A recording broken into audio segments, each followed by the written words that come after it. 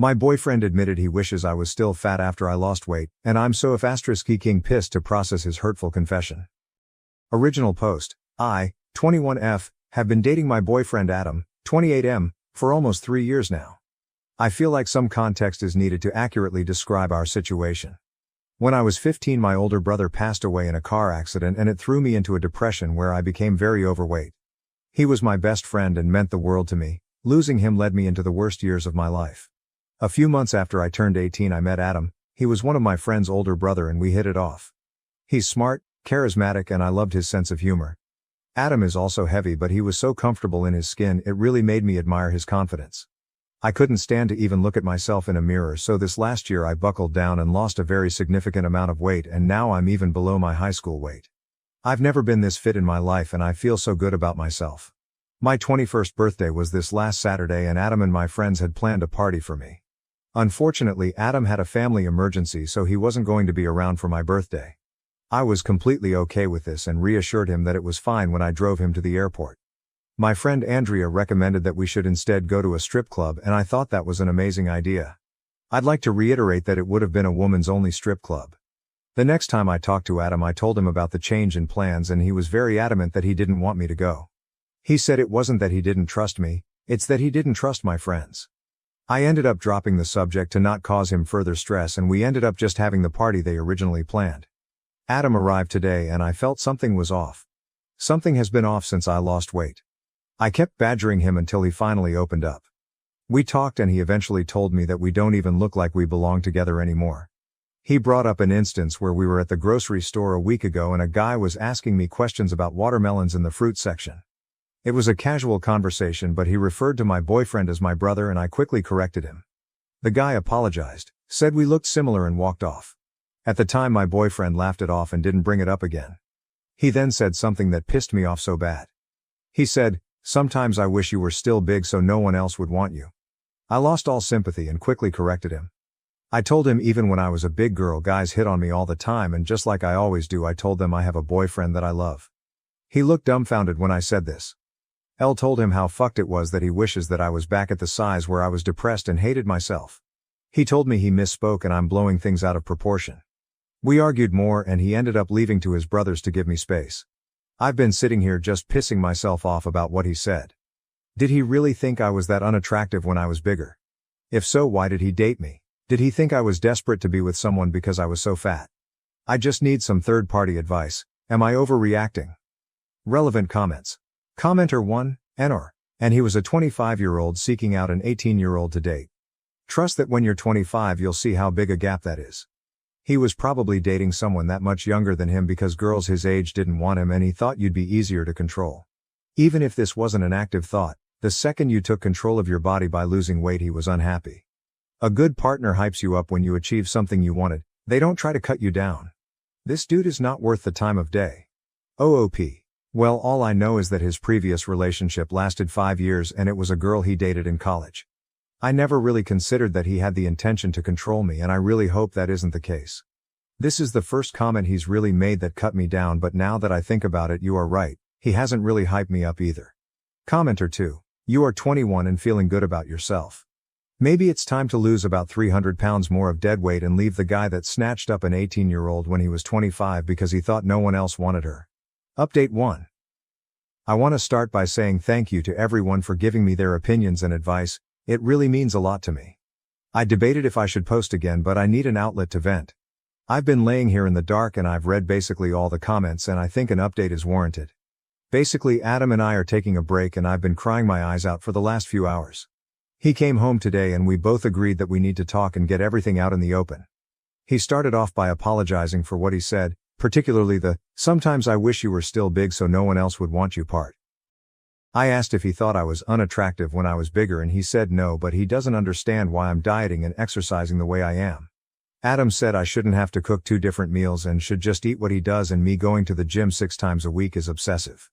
I told him that it makes me happy, bettering myself, and he said that it has completely changed me. Adam went on to talk about how all I really care about is my looks now.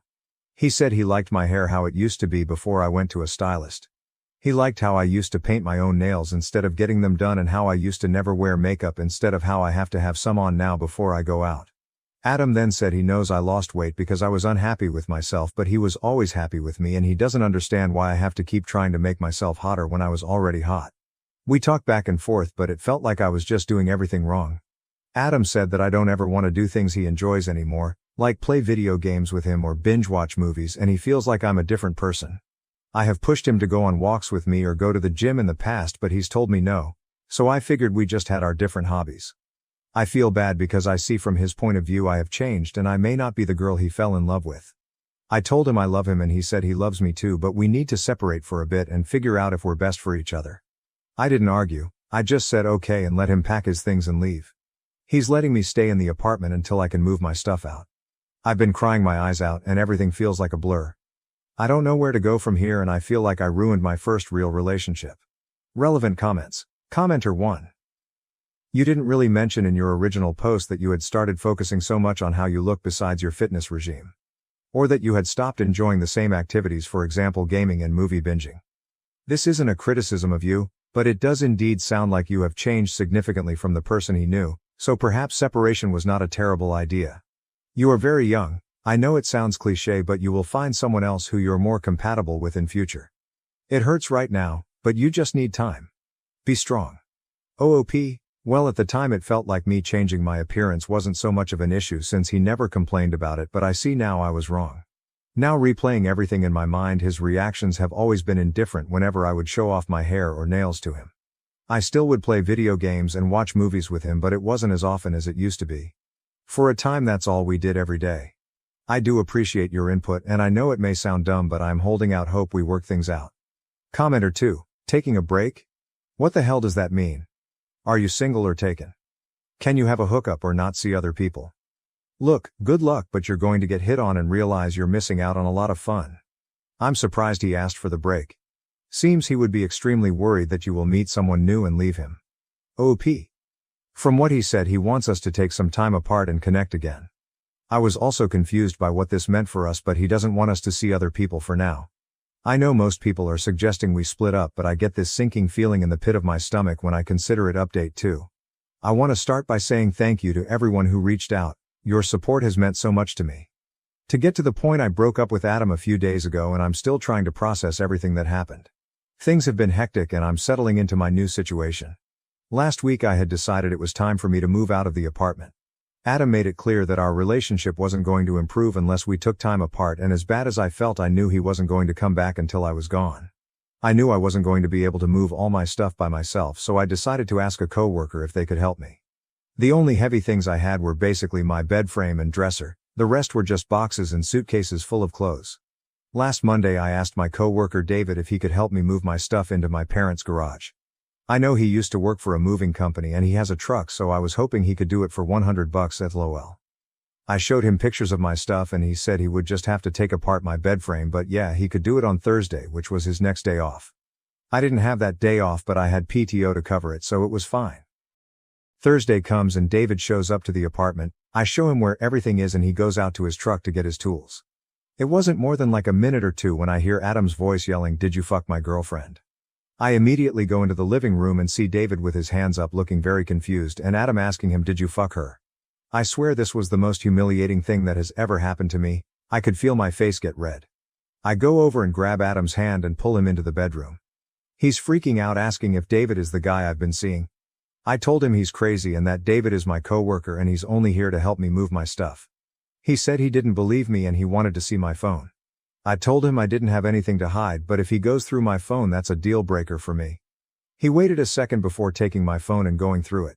I stood there watching him open up all my socials, all my texts, and even scroll through all of my pictures. It was almost like a light switch went off in my head and whatever love I had for him was gone. I felt disgusted. I told him that I was breaking up with him and he looked shocked. He started apologizing and said he was coming over to tell me not to move out and that he wants me to stay with him, but he just freaked out when he saw me here with a guy. That's when I realized that Adam knows I work on Thursdays, so why was he even over here? I asked him this, but he just kept apologizing and begging me to not leave him. Something in me finally snapped and I screamed at him to get out. I've been mad before, but I've never screamed at anyone like that. He just stared at me, turned around and left. I immediately picked up my phone and blocked him. I found David in his truck and apologized to him and asked if he could still help me, and he said of course. After we had everything put up in my parents' garage, I went to pay him and he said instead I could buy him lunch. I took him up on the offer because it would be cheaper than $100 and I suggested Applebee's LOL. It was nice getting to vent to someone who saw how crazy Adam was firsthand. After we were done he went and paid and said I can get him next time. The breakup didn't really hit me until the next day, and even though I cried my eyes out it felt good, like I got this huge weight off my chest. To be honest, it's almost scary how okay I'm feeling about it all. Maybe it hasn't fully sunk in yet and I'll miss him when it does, but for now I feel fine. Thank you to everyone who's given their advice and helped me. I'm pretty sure this is my last update unless something crazy happens. Top comments. Commenter 1, woo. The fact that he was there when he knew you were meant to be working is a huge red flag. Is he tracking you because WTF? Stay safe. Commenter 2. You need to check your stuff for AirTags, it's super sus that he knew to be at the house when you were. I caught my wife cheating, confronted her affair partner, and exposed the truth to his spouse. I'm at a total loss. I do not know what to do. There were signs, but I missed them. I was blinded by love and never believed this would happen to me. Not with her, my wife and best friend of nearly 2 decades. I work out of town and wasn't meant to return until tonight. We were scheduled to travel for a 2-day road trip tomorrow. Work was sluggish, so I came home yesterday afternoon. This trip was planned to offer us some alone time after spending so much time with family and friends this summer. When I arrived home, there was a truck in my driveway that I did not recognize. My neighbor recently inquired how I liked the new truck, but I assumed he was incorrect and didn't think much of it. As soon as I saw the truck, I had a bad feeling. I loved and trusted my wife wholeheartedly, but that feeling was there, and it was powerful. I sneaked around the side of the house and into our bedroom window. It was open, and I could hear them as I approached. When I peeked through the window, my worst fears were confirmed. They were absolutely naked on my bed. I walked away. I've been fighting the impulse to do something I know I'll regret. At this point, I'm not sure I care what happens to me. I spent the night at my family's cabin and drank everything. Today, on my way home, I considered confronting her but decided against it. I am not ready. Anger is all I feel. All I can think of is violence. I'm not in a good place right now. Not good enough to see her. I'm back in the cabin now. I have 60 ounces of rum and have been staring at it for an hour. I want to get drunk and forget about it, but I don't want to make stupid judgments. I understand that this is a key moment in my life and my actions in the coming days will shape the rest of my life. That is why I am here. I need help. I'm not ready to speak with family or friends, so I'm reaching out to strangers. The quantity of help and guidance I've received is incredible. I honestly got choked up thinking about how many kind people out there are eager to help a stranger. It gives me hope for the world just when I need it. The downside of all this help is that I'm having difficulty responding to everyone. I have around 600 private messages and a few hundred comments on Reddit. I would like to thank everyone individually, and I will make an attempt to do so, but it will take time. For now, I'd like to express my gratitude to everyone for their nice messages and useful suggestions. It means so much to me. I've seen a few comments and queries that keep coming up, so I wanted to provide some clarity and a tiny update. If you can't tell, I am feeling much better today. The discomfort has nearly entirely vanished. I still feel like I've been hit in the belly, but I've started thinking about the future. It's barely been 2 days, so this does not feel right to me. Is this the quiet before the storm, or am I incredibly resilient? When I referred to my wife as my best friend, I was referring to the 2 roles she filled in my life. The other guy wasn't my best buddy or anyone I know. I didn't get a good look at him, but based on what I saw in his vehicle, I don't think he's somebody I know. We don't have children, but we were planning to have them soon. We recently sold our home and were planning to relocate closer to my employment in September, when the new owners took possession. I intend to thank my neighbor for tipping me off, but discreetly, as he did for me. Many folks have asked me about the signals I mentioned. Here are a handful that come to mind right now. She was texting really late at night.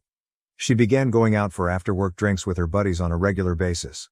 This was unlike her, but I was relieved she was being social.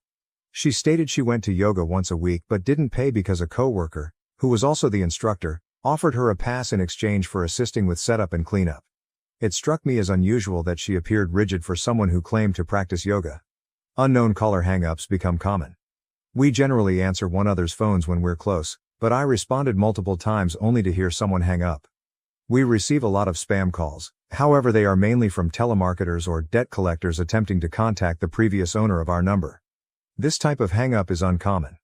When my brother came, we had a long conversation.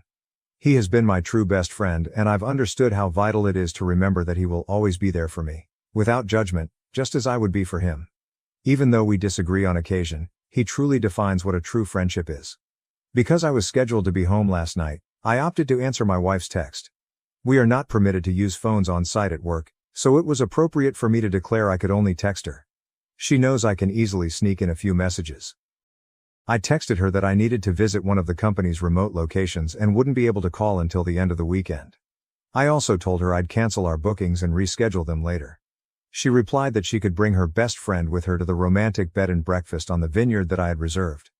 I realized it wasn't the best friend she wanted me to believe she had. I informed her that I had already handed the reservation to my brother and his wife because it was non-refundable, and they would reimburse me in a month. I canceled all of my other reservations this morning except for the romantic one. My brother is accompanying me instead. Fortunately, the hotel allowed us to move from the honeymoon suite to a room with 2 beds. There's also a gorgeous lake nearby with boat rentals, so we've turned this into a much-needed fishing trip. This trip means I'm free for the weekend and won't have to contact her for a few days. That reduces tension and provides me more time to contemplate. Right now, I'm considering getting divorced. I honestly don't see any other way. My brother is supportive, but he has encouraged me to wait a few weeks and speak with someone first. His wife has a buddy who is a couples counselor and is available to chat with me on Monday. I don't think it will change my view, but it might help me sort through some of this mess. I've also started seeking assistance from others online and contacting lawyers. At the absolute least, I want to be prepared for what appears to be an unavoidable situation. I want to do it the proper way. I never imagined she would try to deceive me, but I also never expected her to cheat. I need to be ready for anything. Thank you again, everyone. I'm going to attempt to enjoy my weekend to the fullest. Update 2, busted my wife. Cheating a lot has transpired in the last few days. I'll start with the less crucial topics. My brother, Matt, and I drove nearly 5 hours to the vineyard bed and breakfast. I genuinely appreciate his being there for me through everything. The drive ended up being more of a venting session than anything else, but it did help me clear my mind. After chatting about my feelings for most of the trip, I just needed some alone time. While Matt went out to dinner, I remained in the room. He brought me some food, which I appreciated. The following day we hit the water. Matt was able to hire a boat, and the proprietor of the B&B, knowing about our fishing plans, generously packed a small cooler with food and drinks. It was their attempt to make the romance package more useful for 2 brothers on a fishing trip. It was a thoughtful gesture on their part to make the romance bundle more beneficial to 2 brothers. The fishing wasn't spectacular. We both got a couple of trout but had to release them because of their size. The B&B snacks worked great. We stopped fishing in the middle of the afternoon and went around to vineyards and fruit markets, where we bought food and cases of wine for Matt's wife Jennifer.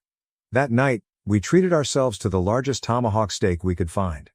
On Sunday, we returned to Matt's apartment.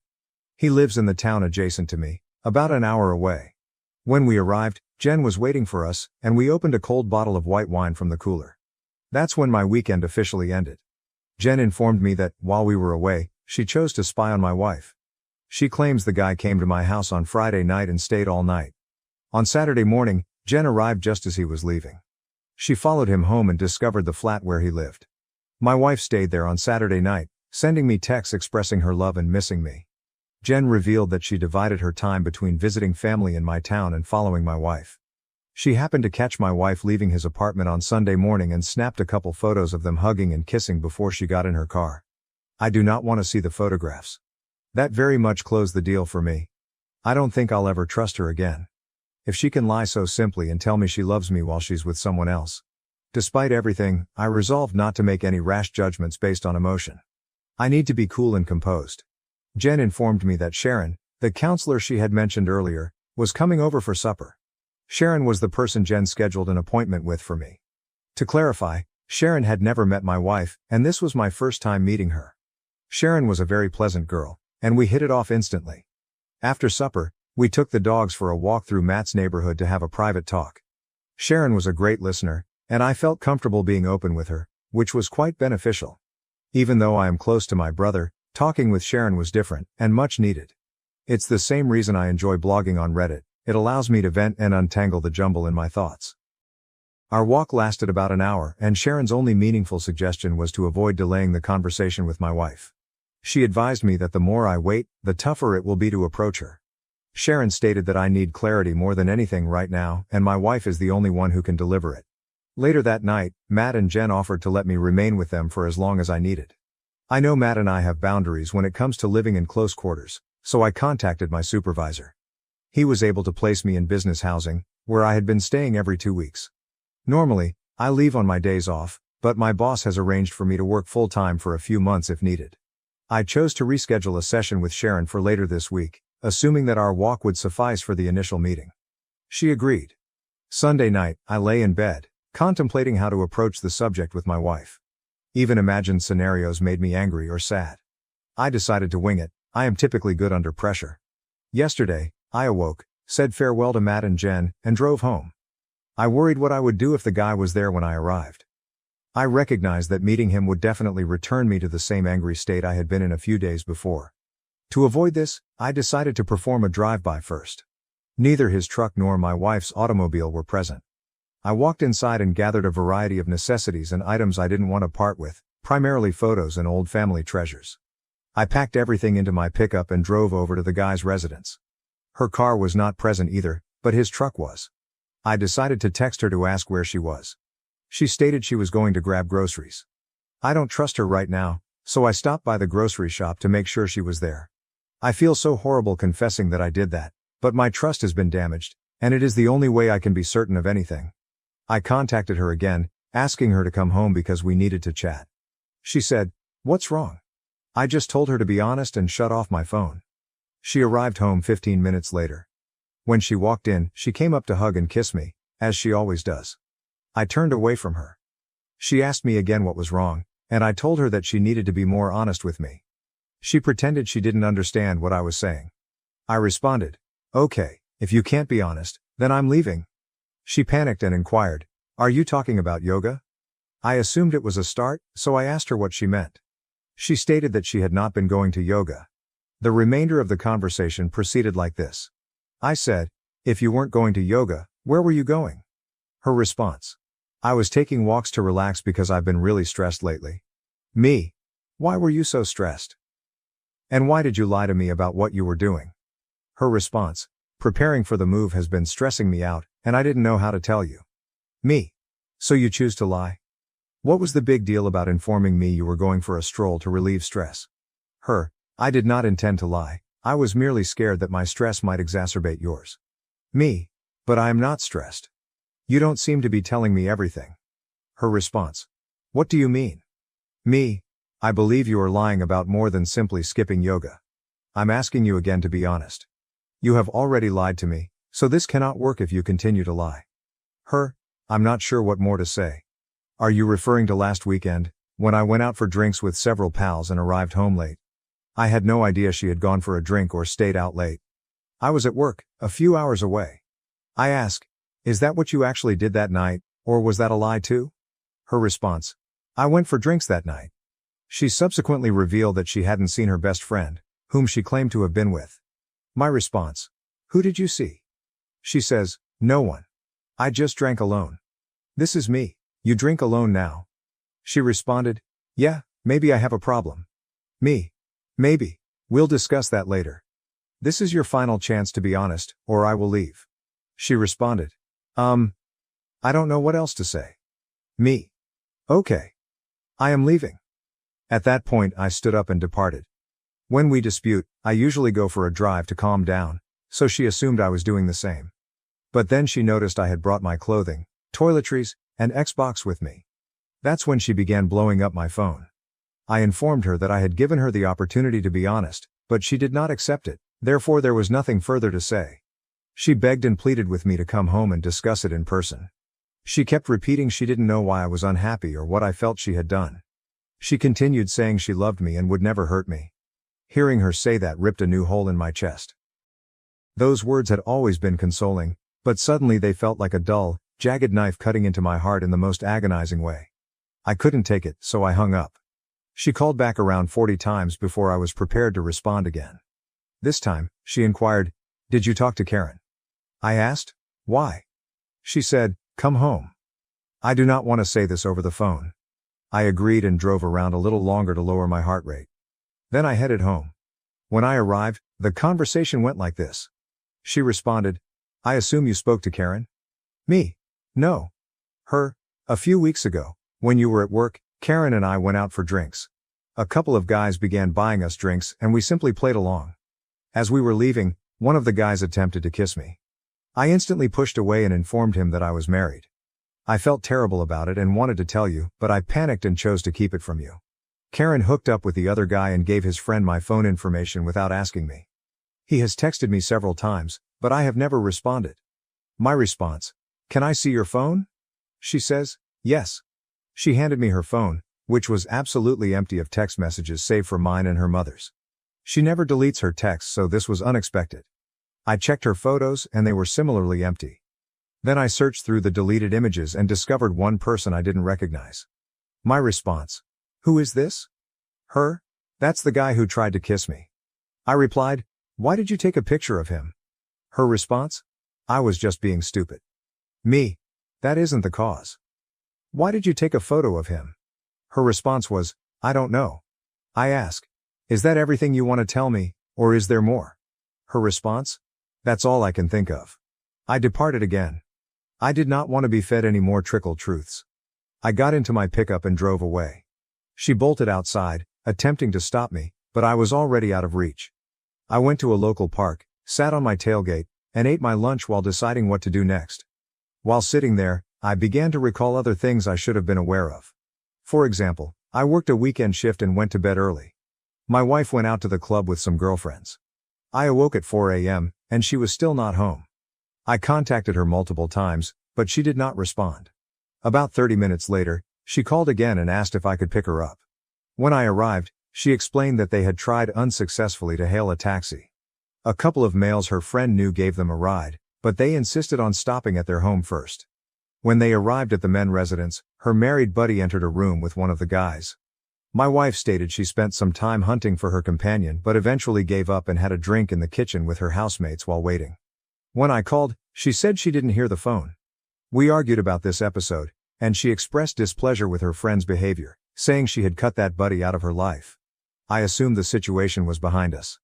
Another time, she went to see a close friend in a distant city for a girls' night.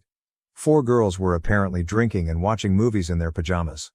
Around 1 a.m., she called to say goodnight. We spoke for almost 20 minutes and she kept telling me they were having a nice girls' night.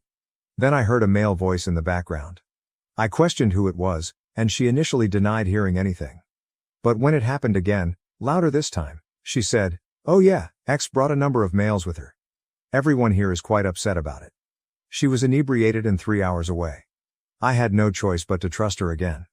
We argued over why she hadn't told me there were men around, and she pledged never to put herself in such a scenario again. Clearly, that pledge did not stay. After remembering all of these experiences and the conversations we had about them, I felt prepared to give it one more attempt. I turned my phone back on and it nearly instantly rang. I responded, and she screamed for me to come home. I drove back to the house. When I stepped in, I found her sitting on the couch, crying her eyes out and constantly sobbing, I'm so sorry. I'm very sorry. Sorry for what? I inquired. She began to sway back and forth, as if she were losing control. It took her almost 5 minutes to regain her breath and speak. Her response: I lied about the guy who tried to kiss me. Me. Okay. Tell me what occurred. Her. The 4 of us actually returned to his apartment that night. We played around. Hearing her say it made me dizzy, as if the room was closing in and a million voices were screaming in my mind. I guess I was experiencing a panic attack. I went to the restroom, splashed cold water on my face and waited till I felt better.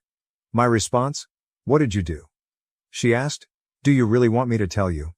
Me: Yes. Her response: He fingered me, and I gave him a blowjob. My response: Was that it? She says, yes. I said, I'm not playing this game anymore. Either tell me everything now, or this will be our final conversation. She began crying again and needed a few minutes before she could speak. Her: We got together again and had sex. I'm so sorry. I adore you and will do anything to make up for this. This is me. Just the one time. Her: If I'm telling you the truth, please give me the opportunity to make amends. Please. My response: I'll think about it. Her: There was an affair. We've been hooking up while you were away for work. It's been going on for about a month. He is married and they are about to divorce. My response: Does he know you're married? She says, yes. Me. If he's having an affair because his marriage is failing, does that imply you believe ours is failing? Was that what you told him? Her, no, I do not believe ours is failing. I am so stupid. I despise myself. Please do not abandon me. I can fix it. Me, how? She answered, whatever you want. My answer was, if you were in my shoes, or even in his wife's shoes, what would fix this for you? Her, I know the truth. Being able to trust that you mean what you say. You can trust me. I messed up and will not do this again. Me, if you were his wife, wouldn't you want to know the truth? She says, yes. I said, then fix this. She responded, you want me to call her? You replied, if you think that's what you would want. She attempted to phone his wife, but there was no answer. Several minutes later, her phone rang. It was labeled Karen work, but she appeared surprised, so I knew it wasn't Karen. My response. Is that him? She says, yes. I answered the telephone. The coward instantly exclaimed, oops, I must have the wrong number. Me, no, this is the husband of the woman you have been cheating on. I'll let you talk to her, she has something to say. I passed the phone to her. Her, I told him everything. He knows the whole truth. We're finished. It was simply a fling and you should not approach me again. Before she hung up, I requested to see the phone. My response. What divorce lawyer are you using? His response. I'm not getting divorced. Me. Oh, but you didn't inform my wife you were. He says, no. Me? Okay then. Can I speak to your wife? I believe she has the same right to know about this as I do. He says, please man. I didn't realize she was married. Don't ruin my marriage because of a mistake. Me? You ruined mine because of a mistake. It is only right that I inform your wife. He says, please don't. She is at work right now. I'll tell her everything once she gets home. I swear, this is me. Okay, you do that. I hung up. Then I asked my wife if she knew where his wife worked and her name. She did. I told her to phone over and ask for his wife at her office. His wife answered and informed my wife that she was going to leave for the day but would call back from her car. A few minutes later, she did. His wife asked, what's going on? My wife said, I have something dreadful to tell you. I don't want to cause any accidents, therefore please do not drive. His wife said, oh my God. What happened to his name? My wife said, no. He's currently at your flat. I just wanted to let you know that we have been having an affair for a month. I am coming honestly to my husband, and I believed you deserve the same respect. His wife was silent for a moment before stating, if this is some sick joke, I will find out who you are. Then she hung up. Not even 10 minutes later, my wife received a text from Karen work that read, thanks. You just ruined my life. I seized the phone and said, you have just ruined 4 lives and 2 marriages. Don't forget, this was your fault.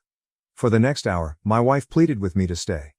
She offered counseling, pledged never to leave my side, and even offered sexual favors, which was precisely what I expected based on the complaints I'd read online. Then she suggested we take a trip, stating, my treat. We need time away to reconnect. She stated we needed quality time together because my work schedule was keeping us apart. Again, she said precisely what I expected. What she didn't expect was when I informed her I'd already scheduled counseling, for myself. She also didn't anticipate me to reveal that I had discovered her in our bed with someone else. And she didn't expect me to reply. I already have a place to stay. When I told her everything, she slumped on the floor and sobbed. She kept insisting that she didn't deserve to live and begged me to kill her since she was too horrible to be with anyone. This continued for a time. I waited for 4 hours, listening to her make excuses and attempting to embrace, cuddle, or charm me into staying and resolving things. In the end, I called Karen and told her that her suicidal friend needed someone to look after her. Then I left.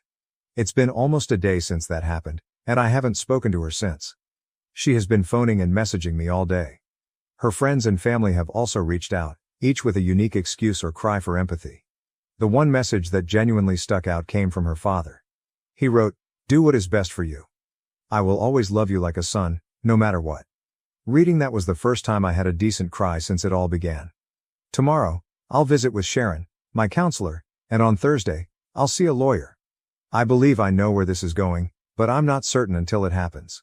I apologize for the lengthy story, but it helps to rant like this. Once again, I sincerely appreciate all of your comments and letters. People sharing their own tales have made me feel less shattered and provided much needed hope. Thank you, everyone. My parents gave me up for adoption because I was a boy. Now they've contacted me, requesting money to support my sister's education. I am a 25-year-old male. My narrative began when I was 6 years old, or rather, from the moment I was born. I am my parents' third and youngest kid. We weren't rich, but my parents made enough money to support 3 children. We resided in a tiny town in an ancestral home, which helped us conserve money. My grandparents owned a farm, which supplied a substantial percentage of our food. Dad worked as a truck driver and returned home every 3 to 4 days, while Mom was a waitress. Before I was born, my parents had 2 daughters. You can imagine how I felt as the unplanned child. Of course, as a child, I had no idea what was going on, but as I grew older, I started to figure it out. Learning that I was unwanted was a difficult lesson. My parents wanted to get rid of me, but the doctor cautioned them against it owing to potential health dangers to my mother. My mother was really interested in having a daughter. Her explanation was simple. She wanted me to avoid buying new clothes by reusing my sisters'. My 2 sisters were close in age, so they could readily share clothing. They actually enjoyed it. However, when I was born a boy, my parents were extremely disappointed. They despised me for it. They dressed me in my sister's old clothes and even sent me to school wearing their abandoned uniforms. It was quite embarrassing. Although I was very young, I have vague memories of being teased for wearing a girl's uniform and having long hair. Any concerns I made were answered with a violent thrashing from my mother. I grew up in an environment filled with abuse and harsh words, much of which I didn't understand at the time. As I grew older and realized what they meant, I came to despise my parents. My father was marginally better than my mother, but because he was away most of the time, his treatment of me varied. Some days, he appeared impartial toward all 3 of us, but on others, he was as harsh, if not crueler, than my mother. I won't say I was a perfect child. As I grew older and became more aware of their fondness for my sisters, I began to rebel. They always got the finest of everything, while I only got leftovers. In response, I began to behave out because I blamed them for my troubles. I was frequently grounded, sometimes harshly. There were several times when I had to prepare my own breakfast and was without dinner. Consider the pain of a 6-year-old going through that. One particular episode stands out in my recollection, and I believe it constituted a watershed moment in my life. I had been brutally bullied on the playground for masquerading as a girl. When I returned home, I learned that my mother had purchased new clothes for my sisters for the holidays. In a flash of wrath, I took a pair of scissors and turned their new garments into confetti. I know what I did was wrong, and I'm not proud of it, but my actions sprung from grief, not malice. Instead of attempting to comprehend my anguish, my parents considered my actions as an unforgivable sin that demanded the worst punishment. They decided to place me up for adoption. They waited for a month and no one wanted to adopt me. This rejection inflamed their rage even further. I was continually reminded of how useless I was, and how no one wanted me. Some of the harshest comments I heard came from my mother, who said, "I wish I had done a gender check. I would never have brought him into the world." It haunts me that my parents despise me so much for reasons beyond my control.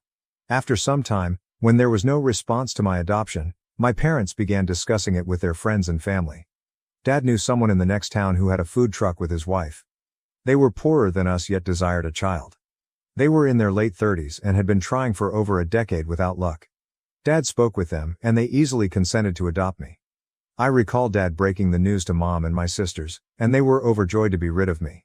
Dad also cautioned them that the couple was impoverished, and I might not be able to attend school. Mom shrugged her eyes and replied, "Who cares? Just drop him off tomorrow." I stood in the corner, holding the curtain. Even though I despised my family, the prospect of abandoning them terrified and pained me. My eyes welled up with tears, but I refrained from crying aloud. They were so delighted, reveling in the moment, that they didn't know I was present. When Dad realized I was crying, he walked over, massaged my back and said, "Pack your belongings, we'll leave tomorrow morning for your new family." That was the moment I couldn't hold back. I cried out, but it went unheard. I went back to my room, packed my belongings, and prayed that my new family would be less evil. The following day, Dad drove me to the next town. I don't remember how I felt during the drive. I wasn't crying, perhaps I was simply numb. My new family's home was small, with only one room, and they had transformed the warehouse into my bedroom. I had no complaints.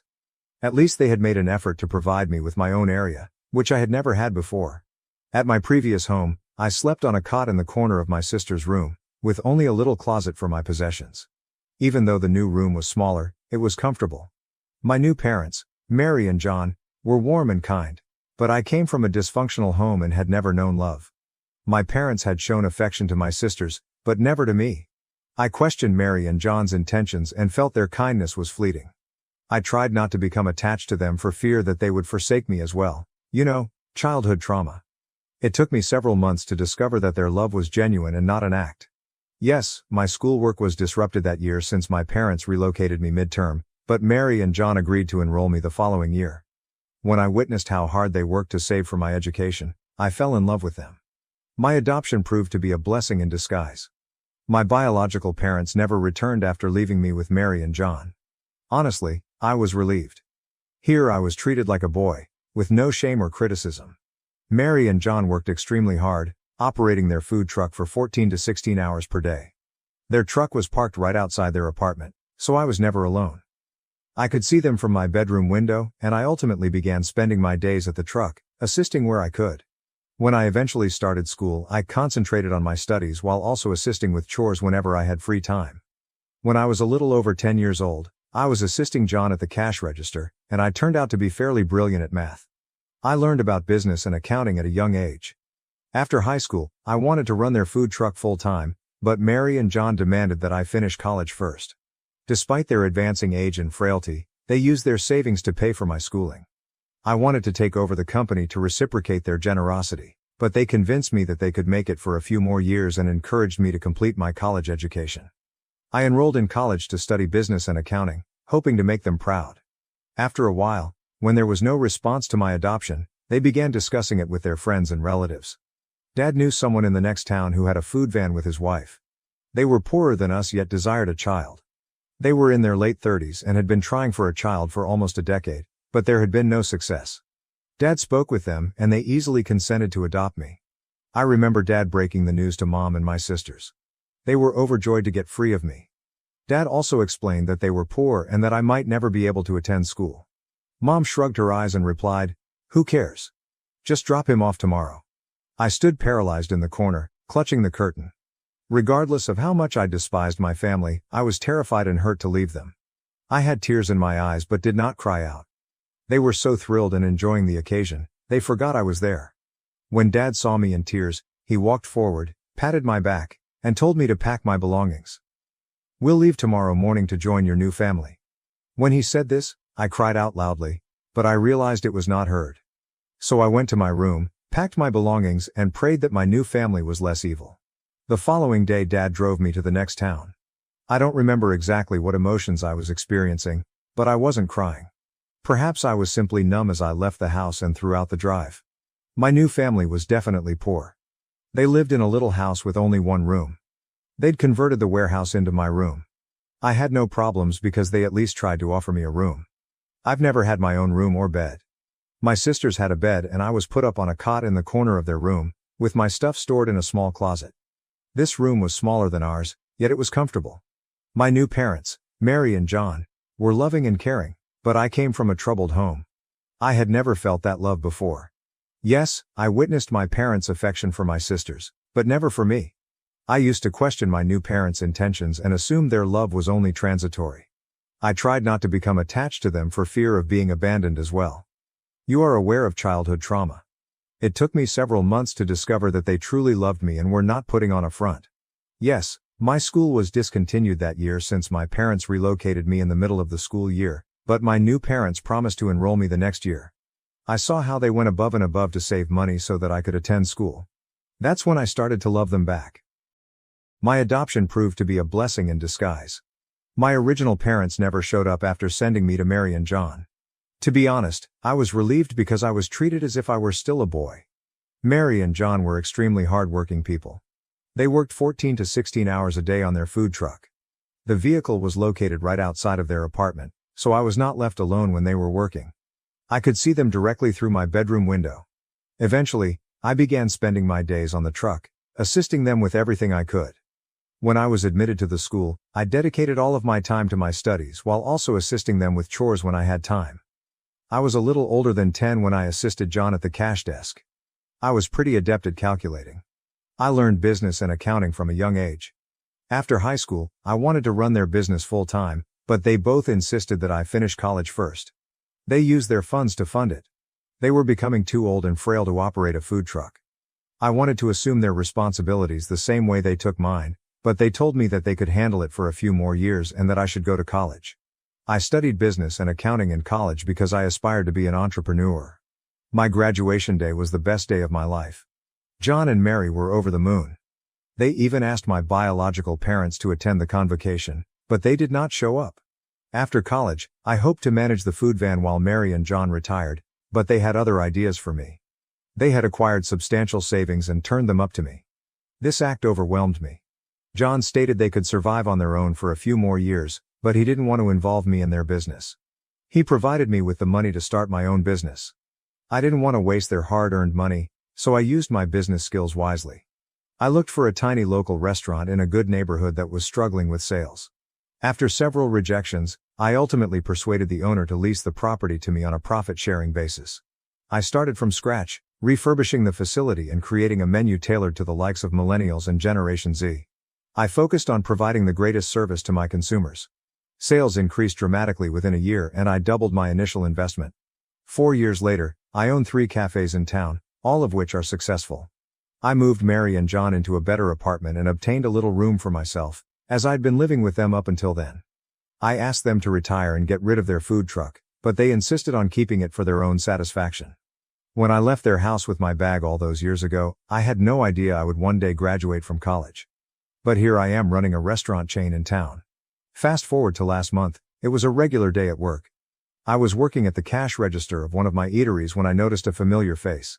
It seemed like I'd seen a ghost. It was my biological father. I saw him after almost 2 decades. He appeared pale and sickly.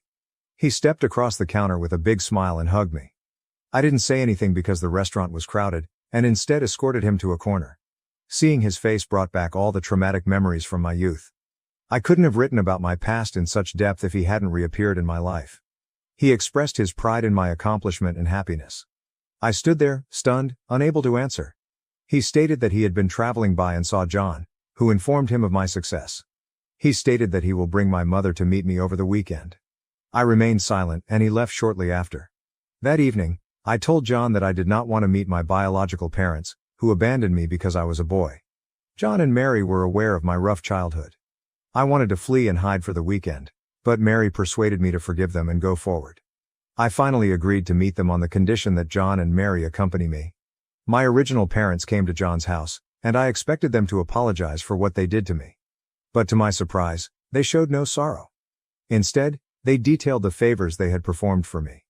My mother told me that I should be grateful to them for finding me wonderful parents like John and Mary, who raised me to be successful. I was stunned. I wanted to lash out at them, but Mary took my hand and told me to remain calm. I politely replied, "I am grateful to have John and Mary as parents." The entire encounter seemed awkward and uncomfortable for me. The next day, I got a call from my biological mother. I didn't recognize her voice. It was the first time she'd contacted me in 20 years. She was not phoning to reconcile. She asked for money. She stated that my father had lost his regular job and had been working on a contract basis for several years.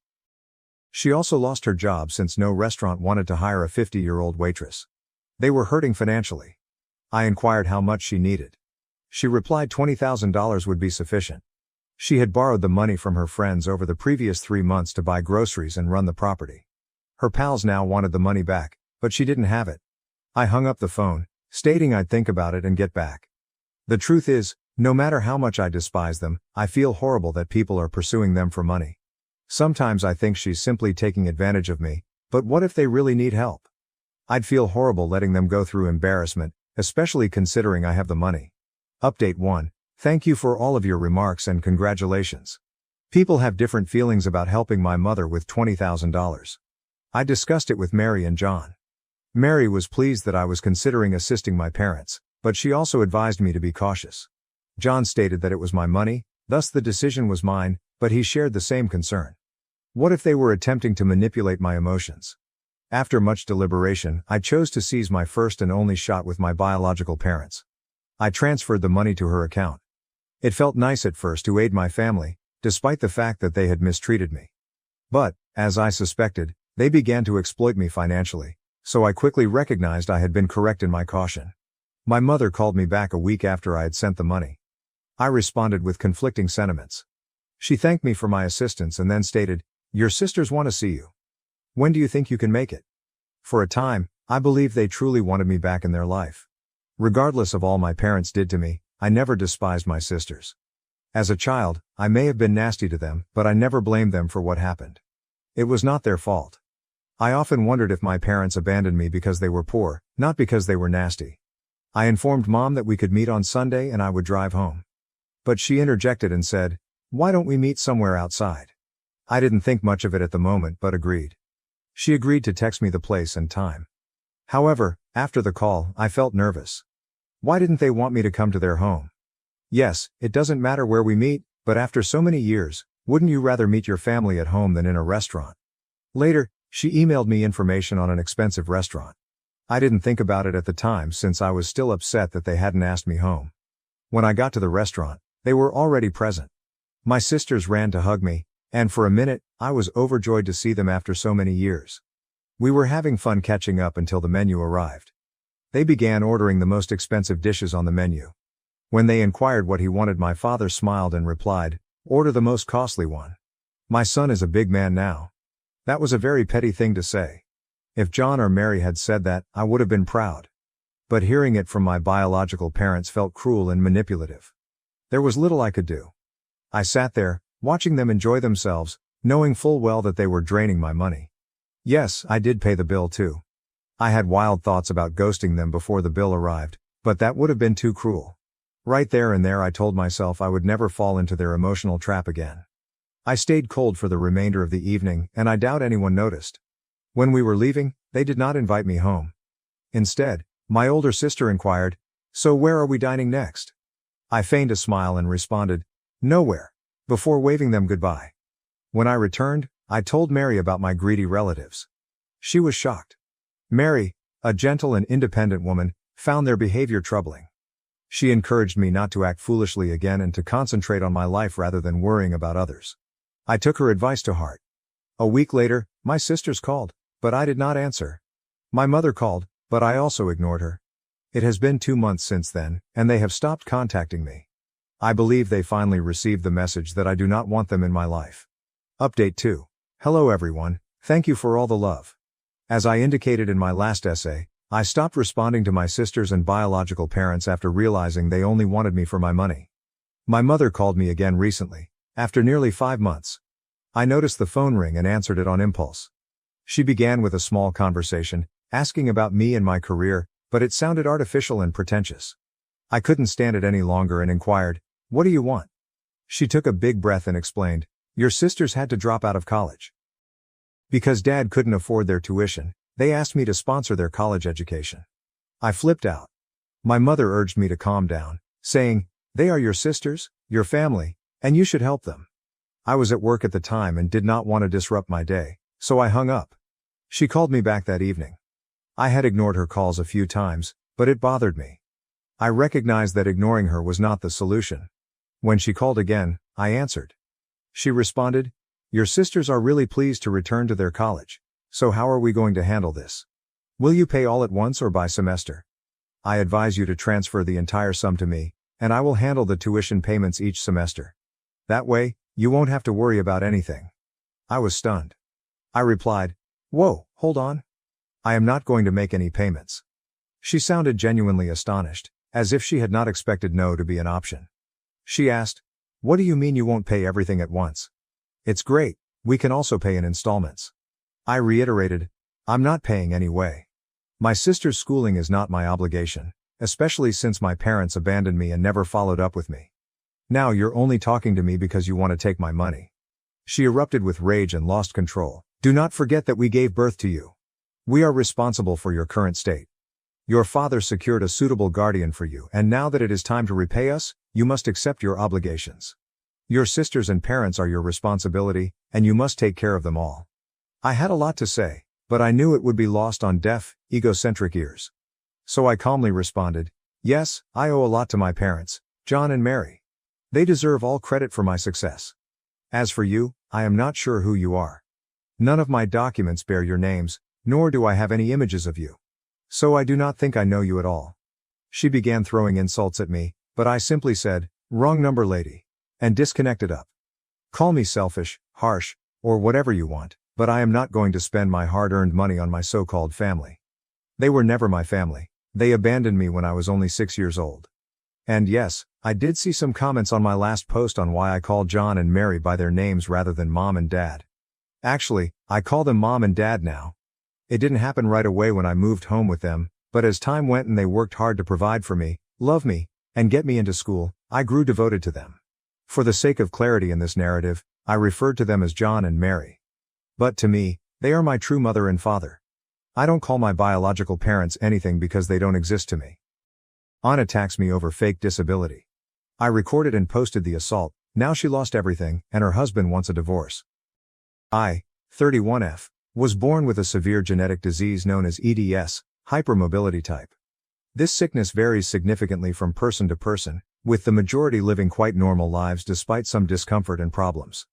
EDS is essentially a series of illnesses caused by faulty collagen in the body, which causes a variety of symptoms, including joint hypermobility, which occurs when joints become so loose and unstable that they frequently dislocated or subluxated, partially dislocate. It also causes severe joint and soft tissue pain, chronic weariness, easy bruising, and dizziness due to sudden decreases in blood pressure while standing. About 11 years ago, my condition deteriorated substantially, and I had to begin using a wheelchair because walking more than 100 feet became unsafe owing to the risk of hip dislocation. In the last 3 years, I converted to an electric wheelchair because pushing a manual one was too difficult. For reasons I don't entirely understand, my aunt, 54F, has a strong disdain for disabled individuals, particularly those in wheelchairs who still have some leg mobility.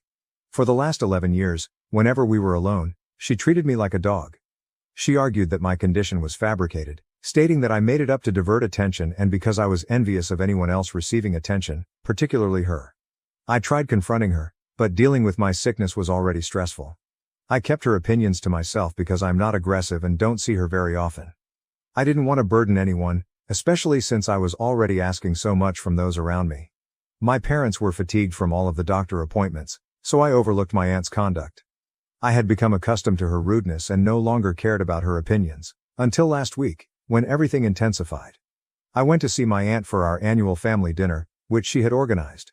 Everything was going fine until she drank more than normal and became sarcastic at me in front of the family. Some family members confronted her, stating that her behavior was disrespectful and uncalled for. Throughout the evening, she silently fumed and stared at me. My parents noticed and kept a watch on her, but I chose to take a break from her stares by going into the kitchen on the other side of the house to take my prescription privately. My aunt followed me into the kitchen, closing the door behind her. I realized right once this wasn't good. She was obviously inebriated. I discreetly began recording the interaction on my phone. Even if I screamed, nobody would hear me because the door was closed and everyone else was talking loudly in the other room. She began by asking if I liked being an attention hog and ruining her supper by humiliating her. I carefully tried to propel my wheelchair toward the entrance while apologizing and explaining that this was not my goal. I tried to say what she wanted to hear, hoping to make it to safety. She began raising her voice, accusing me of being envious of her success and fabricating my problem out of laziness. She started calling me every name in the book and screamed rubbish at me.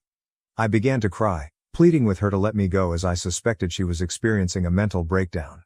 I realized I needed to leave, but I couldn't do it in my wheelchair, so I tried to get out of it. Unfortunately, she became furious and pushed me back into the chair forcefully. She screamed that she was not finished yet and that liars like me deserved to be given a lesson.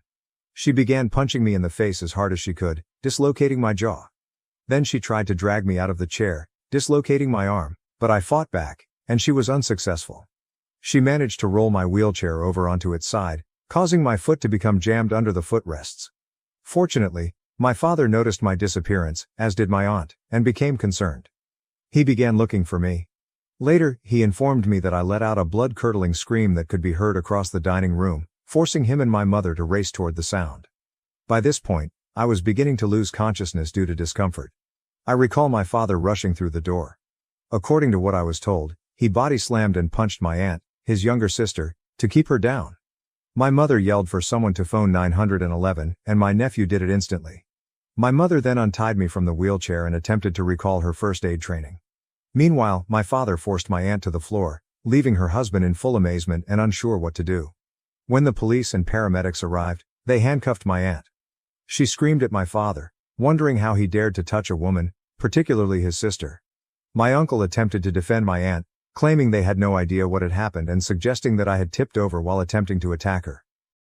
He stated that his wife would never do such a thing unless provoked. He supposedly said even worse things, but my parents won't tell me what. I regained consciousness at this time, most likely as a result of the severe pain medication, but everything was still blurry because the medicine had left me disoriented. I was carried away in an ambulance, while my aunt was sent to jail. At the hospital, they discovered that I had several shattered ribs, a dislocated arm, and a dislocated jaw. The punches also resulted in a concussion, but the most serious injury was to my foot, which snapped. I had cuts and scratches all over my body since my skin is so thin. Fortunately, none of the injuries required surgery, but due to my disease, I'll be in a cast for at least 10 weeks, followed by physical therapy. My ankle will probably be irreparably ruined. I feel guilty about ruining her life. I've received several voicemails from various numbers, all with her yelling about how I ruined her life and most likely their finances. My uncle is attempting to salvage his name by sticking by her side, but this appears to be a temporary measure, since he now wishes to divorce her. A few family members are making me doubt whether I did the right thing, therefore I'm wondering if I'm in the wrong here. Yes, we are getting a restraining order and filing charges. The prospect of her pursuing me again is too much to take. Some folks have also puzzled how I received pain medication while unconscious.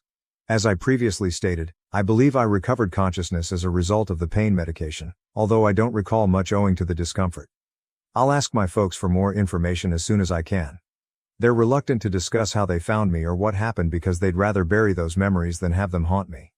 The video of the attack was turned over to the authorities and has been backed up on numerous platforms.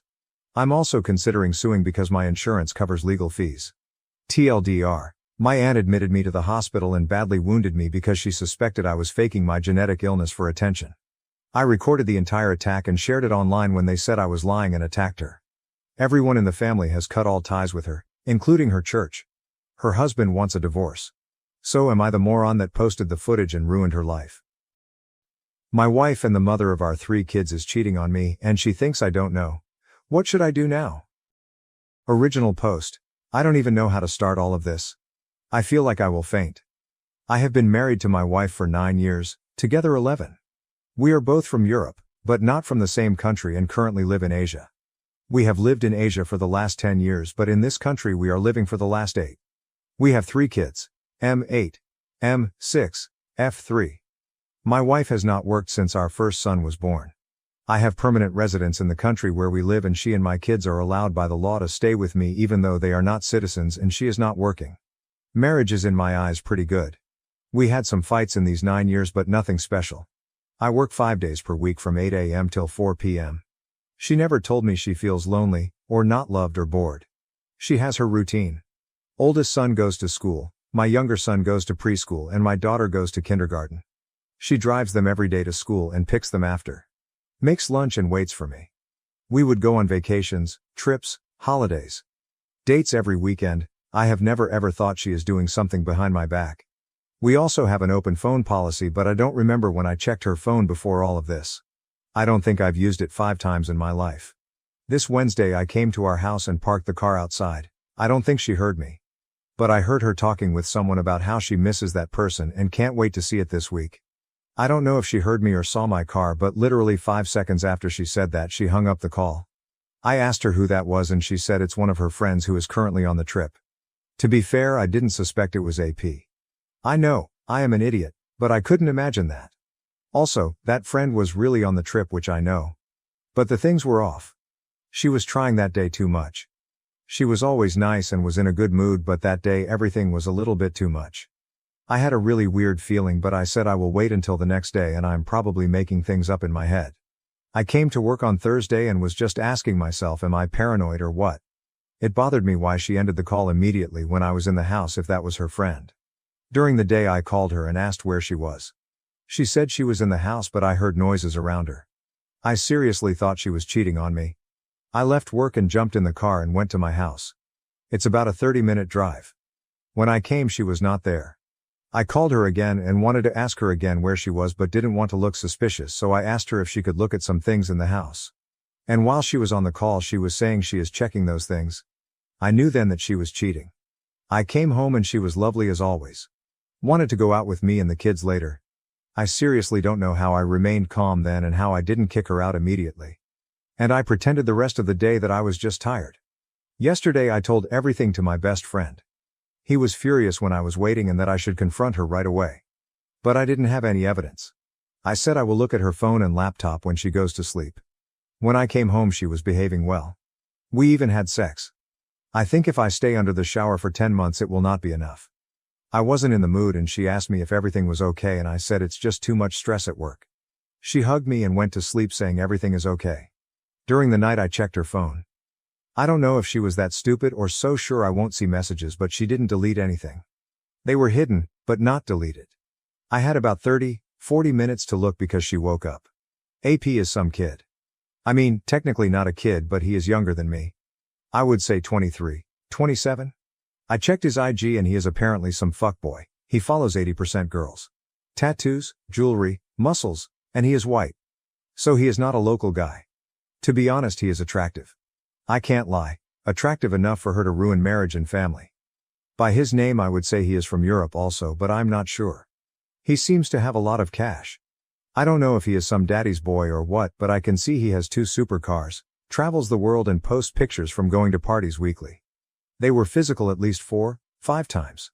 She sent him so many nudes almost all during the morning when she was alone and without kids near her. It seems this is going on for about a month. I have no idea how they meet.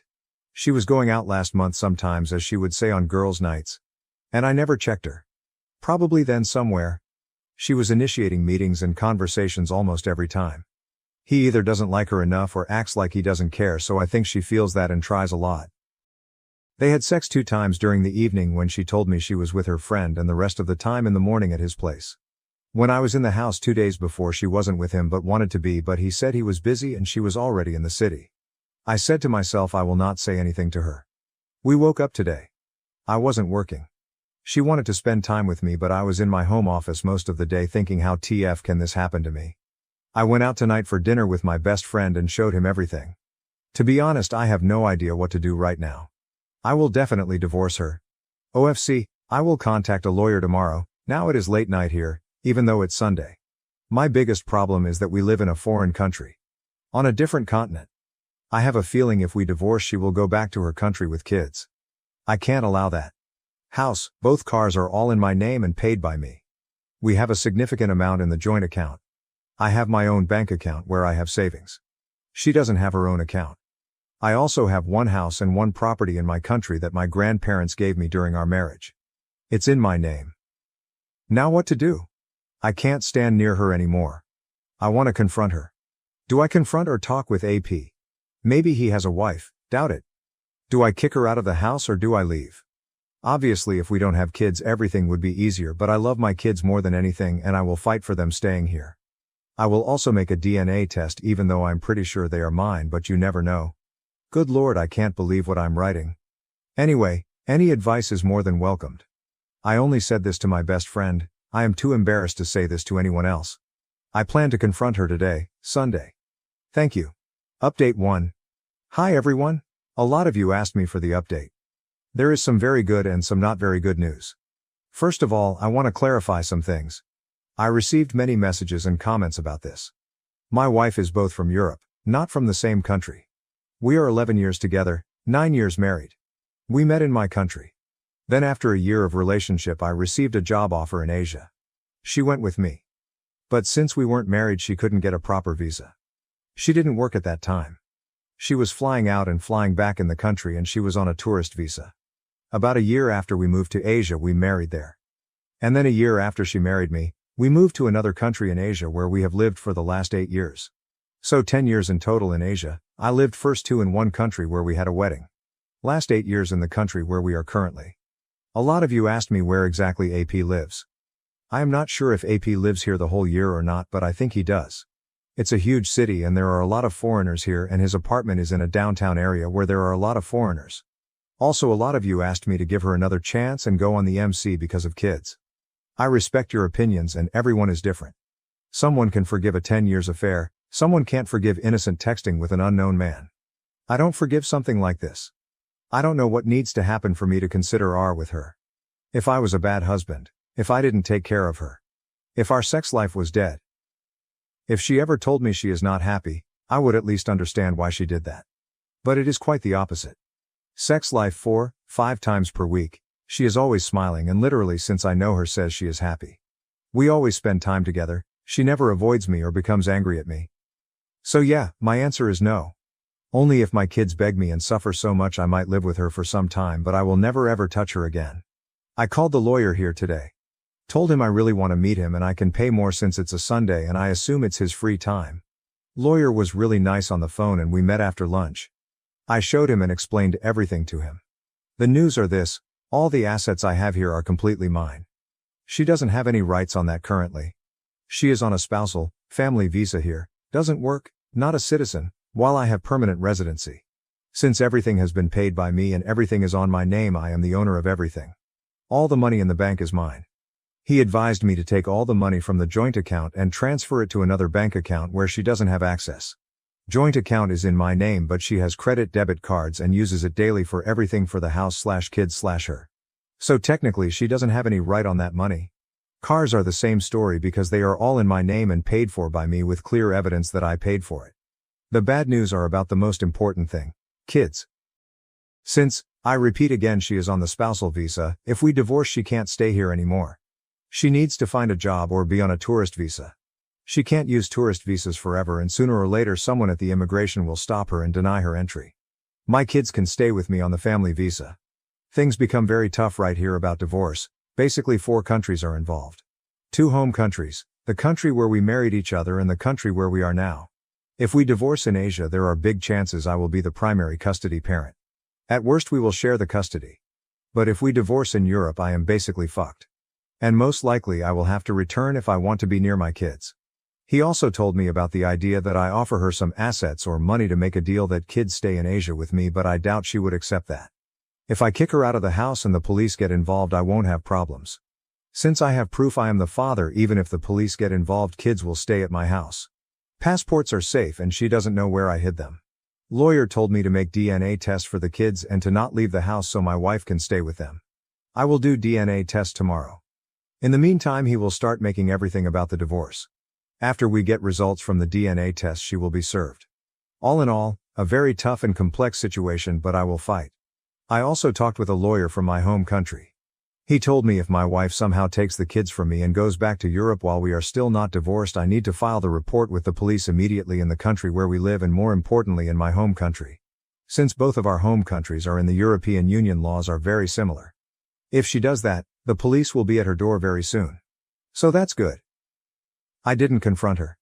She was actually mad at me most of the day because I went out to meet the lawyer and I spent time in my home office and according to her this is the day for us. I seriously don't know how I can contain myself to not tell her anything. She spent the last 2 days at home. Probably she waits tomorrow to call the AP. She behaves well.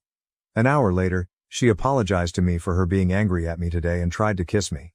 I am trying everything to avoid her as much as possible. Hopefully, I will go to bed when she is already asleep.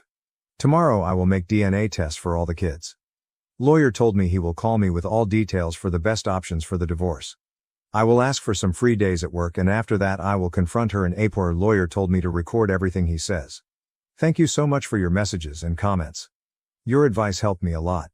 Thank you once again. Update 2, first of all I want to say something. I am reading all of your comments or most of them. What some of you can write is just pure craziness. Stop putting your own words and stories in my mouth. I have never ever said I want to see my wife out of the country where we live right now. If there is one person in the world that wants her to stay here that's me then. Because that means my kids are staying. I will offer her the best deal that will allow her to stay here but that deal includes divorce. If she rejects it then we will fight for custody. I am not the one who should fight for her future. I didn't do shit to her. According to some of you I should go back to Europe, in her country. I've been there 4 times in my life. I have to leave everything I have built in Asia so I could see my kids 3 days per week while I didn't do anything. She did. She cheated on me and I should destroy everything I have so she could be in the nice spot. Because I am the father and she is cheating the mother. Or even better, I should not divorce her so she can stay here because she was cheating and doesn't know how to keep her legs closed and I need to suffer and never meet anyone else in my life. Brilliant logic. Maybe she can find the job here and stay in the country legally and with the kids that have everything. Huh, that's also not okay? Poor her, she needs to work. Some of you said she gave up on her career because of me and kids. Again, you're making stories without knowing anything. She didn't give up on anything. I was the one telling her if she wants to work, she finished only high school, she can and I will hire the nanny. But she didn't want to because she probably needed time for her AP. I am not forcing her out of the country. Immigration will force her if we divorce and she doesn't have a job. That's normal in every country. I am not above the law. She can find a job and stay with the kids because the best for kids is to stay here. She should do everything to be near kids. In the end, I love our kids more than she does because I didn't ruin our family, she did. Not to mention my kids don't know anyone in her country except her family. Don't speak her language and have friends and go to school kindergarten here. Well, if you ever experience something like this in your life you can use your logic, I will stick with mine. So to conclude this rant I will offer her the deal with the kids staying here. She stays here but not with me. If she rejects it we go to court and we will see what the judge will say. I also never said if we divorce she will not get anything. She will, but not as much as she would get in Europe and I honestly don't care if I lose money, house or whatever if my kids stay here. I could transfer ownership of my house on my brother, cars, send all the money as a gift loan to him or to my parents like my lawyer told me to do if I want to keep everything after the divorce because at this moment she is not entitled at anything before the divorce since she doesn't even have residency status here, let alone citizenship and everything is in my name. So I can do that before I file for the divorce and she will get huge nothing here. But I am not doing that. I will earn that money back in a few years max but my kids are forever. Now news and long updates. Yesterday I had long talks with my lawyer. He will make everything so we can divorce here where we live. It will be a tough process but we are ready. He also gave me the contact of the lawyer in the country where we married each other. That lawyer told me that according to everything I told him I'm in a great position. So I am literally building 2 cases if I need to. I need to divorce in Asia, not in Europe. If I divorce in the country where we live or where we married each other there are huge chances kids will stay with me. EU courts have 0 rights or jurisdiction here, so if she ever thinks to send kids in Europe with her she can only dream. The court according to my lawyers would keep kids here because 2 of 3 my kids are already in the school, spent whole life here, I am working, she doesn't, I have house, financial power for their good life and residency status. My wife could ask for the appeal in her own country where she would have bigger chances but that process could go for years and I can delay it also in the multiple ways and my kids would not be allowed to leave the country where we are without me allowing that. So that's great. I sent all the details about the house, cars and bank accounts to my lawyer and he is building the case. Also, I agreed with him that we make a deal for her. She can keep the house and car, but I will be the primary custody parent. Or I keep the house and I will pay for the place where she can live and we share the custody. Anything else I don't accept. When I came back home from work she was waiting for me with the kids. Again, she looked good. We went out as a family during the evening. I had a great time with the kids, I couldn't stand her. When we came home she tried to initiate sex but I politely refused. She was laughing while talking about some nice moments in our past most of the night in bed so I had to ask myself if she was completely out of her mind. Today she drove our kids to school and kindergarten before I left the house. I took all the papers I needed, suit, some clothes and left. I decided yesterday that I will not confront her directly because of the kids. They are always near us and I don't want them to have trauma because of this. While I was at work she was texting me about plans for us tonight. I was acting like everything was fine because I thought she might come to my work if I confronted her already and that would cause me huge problems at my work. When she texted me at 3 p.m. that the kids are home and that they are all eating I knew that's the moment. I finished the job shortly after. I left her some money on the joint, mine, but she has access account and took everything else to my other bank account. I sent her the text at 4:05 p.m. The funniest thing with all the evidence I have I still can't believe this is the reality. 11 years. I want to tell you so many things right now but I am so disgusted by you that I just want this to end as soon as possible. You made your choice, now I am making mine. You can stay tonight. Tomorrow, after the kids leave for school I want you to see out of my house. Don't try to do something stupid with the kids, you will just have bigger problems. I am ready for every scenario. My lawyers are ready. Be normal and we can end this in the most normal way, everything else will just put you in the worst position possible. In the end I can't say I want you all the best, but if your best is away from me then I want you all the best. Don't call me and I repeat, don't do something stupid because I will not tolerate that. My lawyer will contact you about the kids immediately when you leave my house. You can meet and be with them every day, but you are not allowed to enter my property after everything you did. P.S. You look good in those nudes pictures you sent to AP. She was online when I sent her the message but didn't respond or call for the next 20 minutes. I wish I could see her face during those 20 minutes. During those 20 minutes I called the AP. He rejected the call and sent the message asking who it was. I called again and he answered. I told him that I will not do anything to him. I just want normal talk, and if he has any human decency he will meet with me wherever and whenever he wants. Whole day I thought he would reject the possible meeting, but he apologized to me and asked me where I was. I explained to him, he told me where he was, and we decided to meet at 5:30 p.m. in a bar near his flat. When my wife started to call me I put the phone in airplane mode. AP was waiting for me. I saw that he was looking at me from 10 m away at least. I was audio recording the meeting.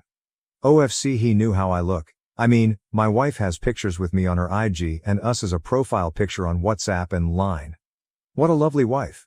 He immediately asked me if he said everything, and after that I could ask him whatever I wanted. I told him he can, but after he says everything about him. He's 26 years old, he is from one country in Europe as I assumed. He doesn't have any GF or wife, no kids. He lives here the whole year and just enjoys his life. He looks good. He is an attractive young guy and seems like someone who only wants to bang girls. Then he started to talk about how he met my wife. They were in one restaurant club in the early August. He was with friends, she was with friends. I knew about this because she asked me if she would go out with her friends. After some time they all started to sit together. They talked a little bit, he told his IG when some of wife's friends asked. He says she wasn't flirty that day. He saw her ring and assumed she was married and didn't want anything. He showed me messages with her from other apps that I didn't know to see. She started to talk a little, and after that they talked more and more. She said she loves me but that I have cheated on her. I've never looked, let alone touched another woman since I met her. Before a month, and that is her revenge. When I saw that I wanted to vomit. She was saying this before or after the first time they were physical. He told me they had sex 4 times, 1 round. Whenever they would meet she would be nervous after the sex and would always say this is wrong, and she would leave shortly after.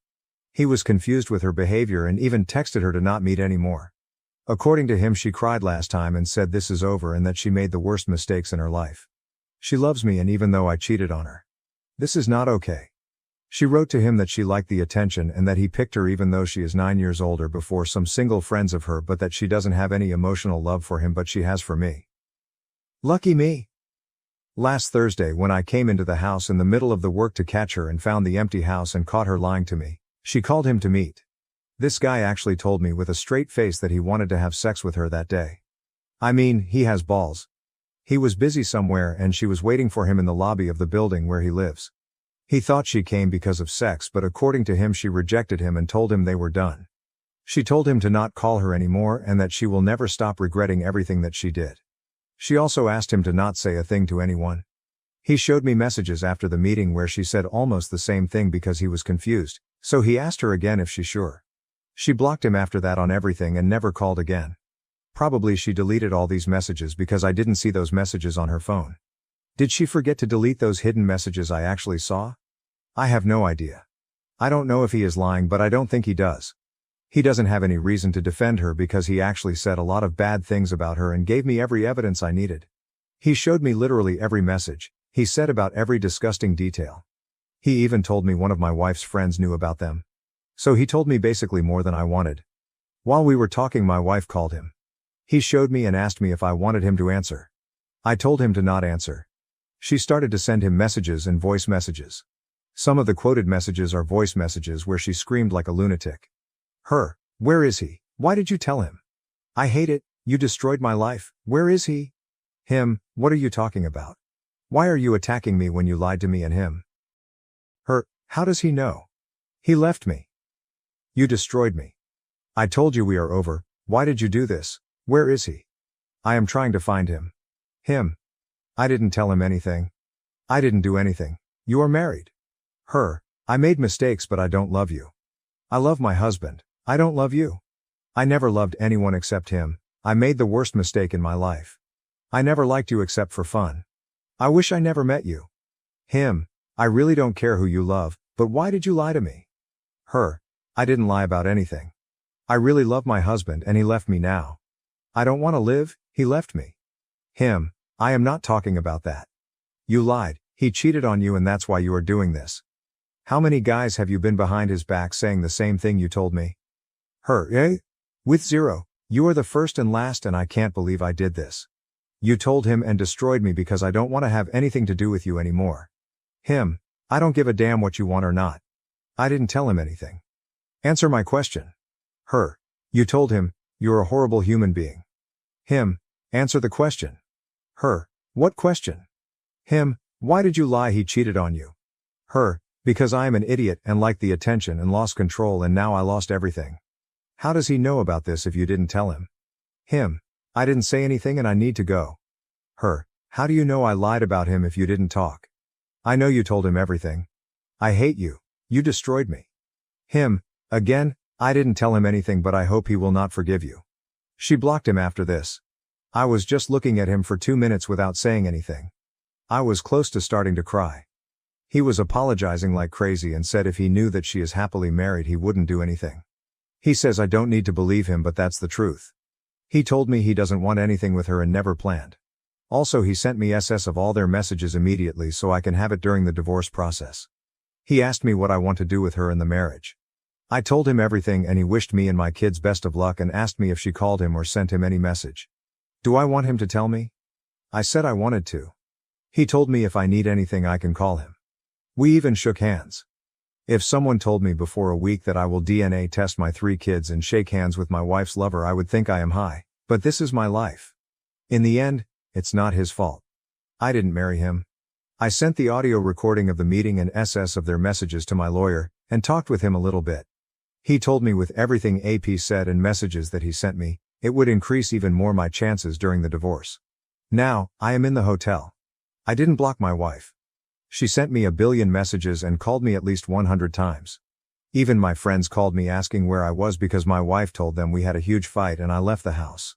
In the morning when my kids leave for school kindergarten I will confront her eyes and eyes and then in the afternoon I will DNA test kids. I took some free days from work this week so I have time. That's it. I know some of you will tell me I shouldn't do this and that but I am trying my best. It's much easier to give advice from the phone than actually living this shit and going through a roller coaster of emotions. This is by far my worst period in my life and I have been through some really shitty situations during my life. I don't know if I will update, probably I will put in another sub or at my profile, but if I don't, just be smarter than I was. Thank you all and take care.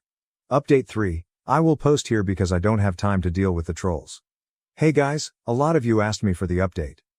I am really busy these days but a lot of things have happened so let me share because strangely enough I find writing about this very therapeutic. Okay, so my last update was when I was at the hotel. During that night my wife's best friend called me and said she will be near her with the kids. Me and her have a great relationship and she is in my eyes by far her best friend. She called me on Wednesday early in the morning that she is driving my kids for the school because my wife can't stop crying. I jumped in the car, picked my friend, Witness, and we came to my house. Honestly, I can say it was much easier than I expected to kick her out. Yeah, it wasn't the fastest process, 2 HRs, but at the end she left without police being involved. She cried, begged for forgiveness, she would explain everything to me everything. She screamed, begged again, didn't listen to her friend, my lawyer. I even told her if she doesn't leave I will call the police and do everything in my power to deport her. Again, she didn't want to leave. She just wanted to talk with me. Then I just said to myself that I will lie to her. I told her to leave if she loves me so I can have space and that I will call her today when I think a little bit about everything. I just wanted her to see out of my property. She left with some clothes shortly after. Since then she has lived with her best friend. During the day I did most of the things I needed. Changed the locks at the house and at the gates of the property. Cut her off from everything that is on my name and she uses. I hired the babysitter Melody. On Monday I talked with my coworker, female. She also has younger kids and she recommended me to Melody. Melody doesn't work for her anymore, because my coworker's husband is now working from home so they don't need her anymore. Melody is really nice. She is also from Asia, speaks great English and local language. She drives, cooks, cleans, CV is good, no criminal record, so I agreed that she works for me. I also tested my kids and myself for STDs. My kids asked me after school where my wife is. I told them we will be separated for now. They had some questions, I told them if they wanted to talk or see her just let me know. Both of my sons said it's okay and that was that.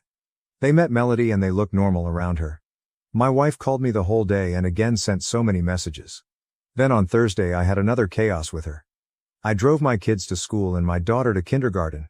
I came back home. I was doing some things on the PC, Melody was doing chores, and then I had a call from the school where both of my sons go. The principal called me and said my wife wanted to see my older son during the class and that security stopped her. She made the scene and said to her that she didn't see her kids for 2 days. Again, I jumped immediately in the car. I needed at least 30 minutes to get there. During those 30 minutes the principal called me again and said she talked with my wife again and that she and a psychologist in the school contacted Child Protective Service, CPS, because apparently that's the law where we live. It's not, in these situations. When I came to the school my wife again wanted me to talk to her. Begged, cried, same all. All of that in front of people from the school. They explained to me that my wife told them she didn't see kids for 2 days and is scared. Then one woman arrived from the CPS. She started to attack me immediately. How can I just steal kids from their mom? I was shocked. She was accusing me like I am some kind of drug dealer. To be honest, my wife did defend me in front of them. She said I didn't steal kids and I didn't forbid her to do anything, but she wanted to see them now because I kicked her out of the house. She just wants to come back in the house, will do anything blah blah blah. When she said that woman from the CPS and the principal attacked me again. They even suggested my wife to call the police because they assumed I kicked her out without anything and that I was aggressive. When I heard that I had enough. I called the lawyer immediately. He was busy but told me he will come and not speak with them. I was waiting for him and didn't say a word. My wife explained to everyone what happened in our lives. She was more or less honest and again she said she will do this and that, I need to forgive her, she loves me, blah blah blah. While she was saying that literally everyone gave her support. I was just speechless.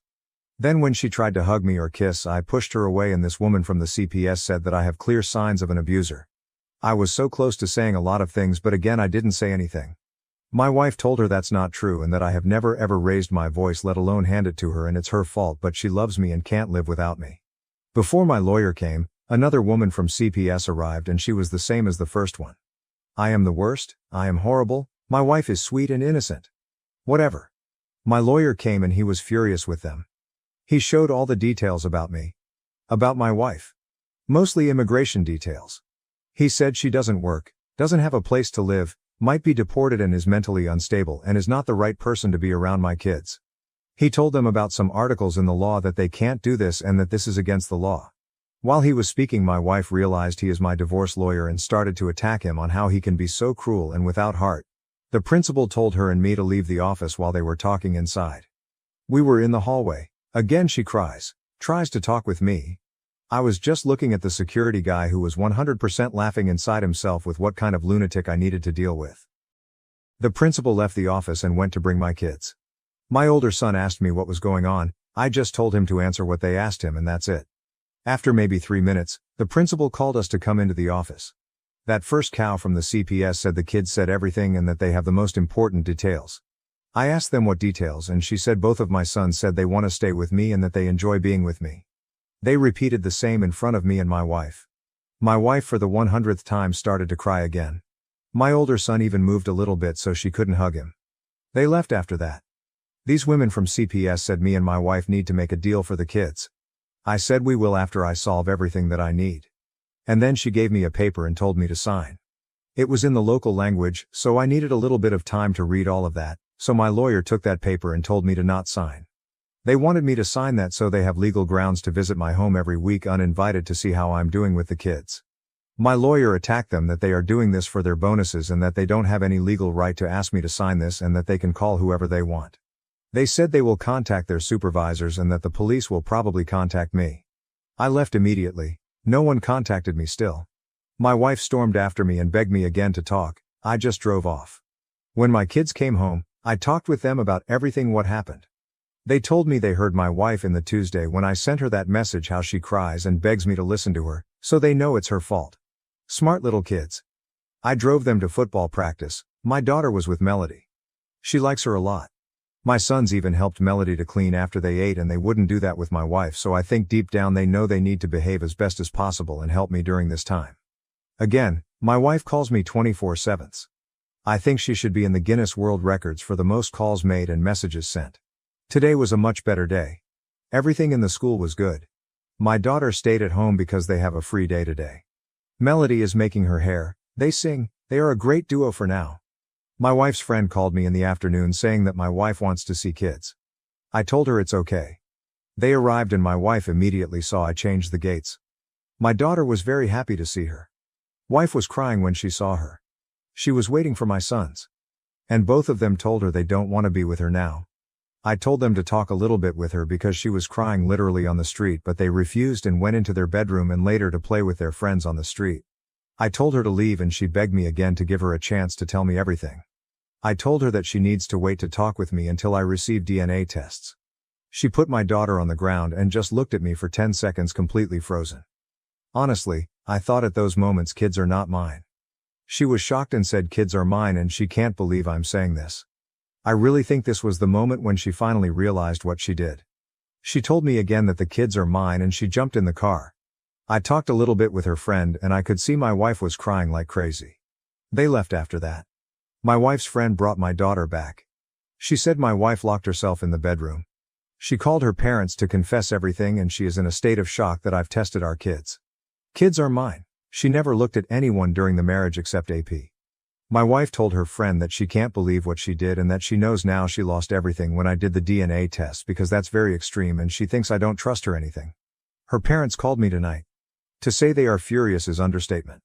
Her mom begged me to not cut the contact between them and my kids.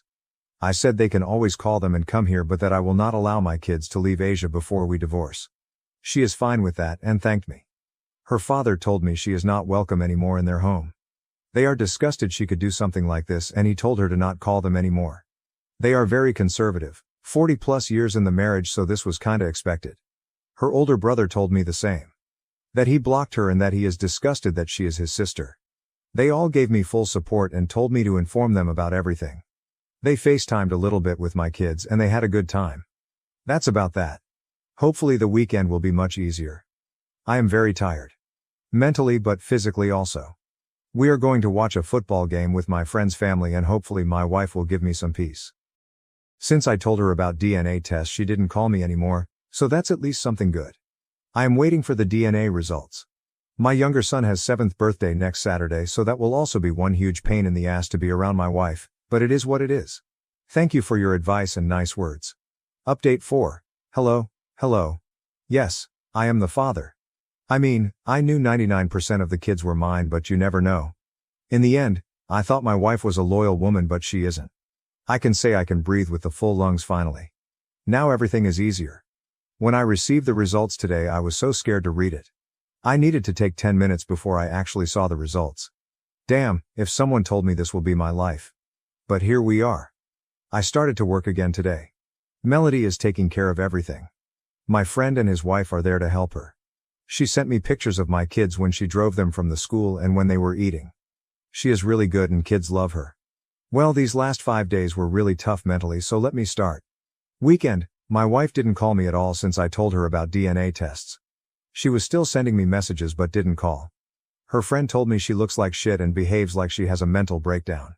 She would send me about 30 messages per day, before it was 150, 200 at least. Mostly were something like this. Good morning, have a great day, I am so sorry for everything, please call me if you have any desire. I am so proud of you how you are taking care of everything. I can't express how sorry I am for everything. I wish I never went out that night, I wish I told you immediately. She would sometimes change the words, but the context would be the same.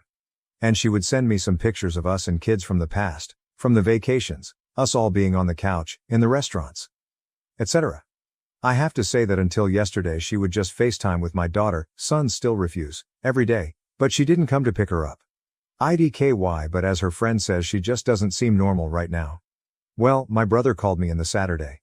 I didn't tell him or anyone in my family what was going on.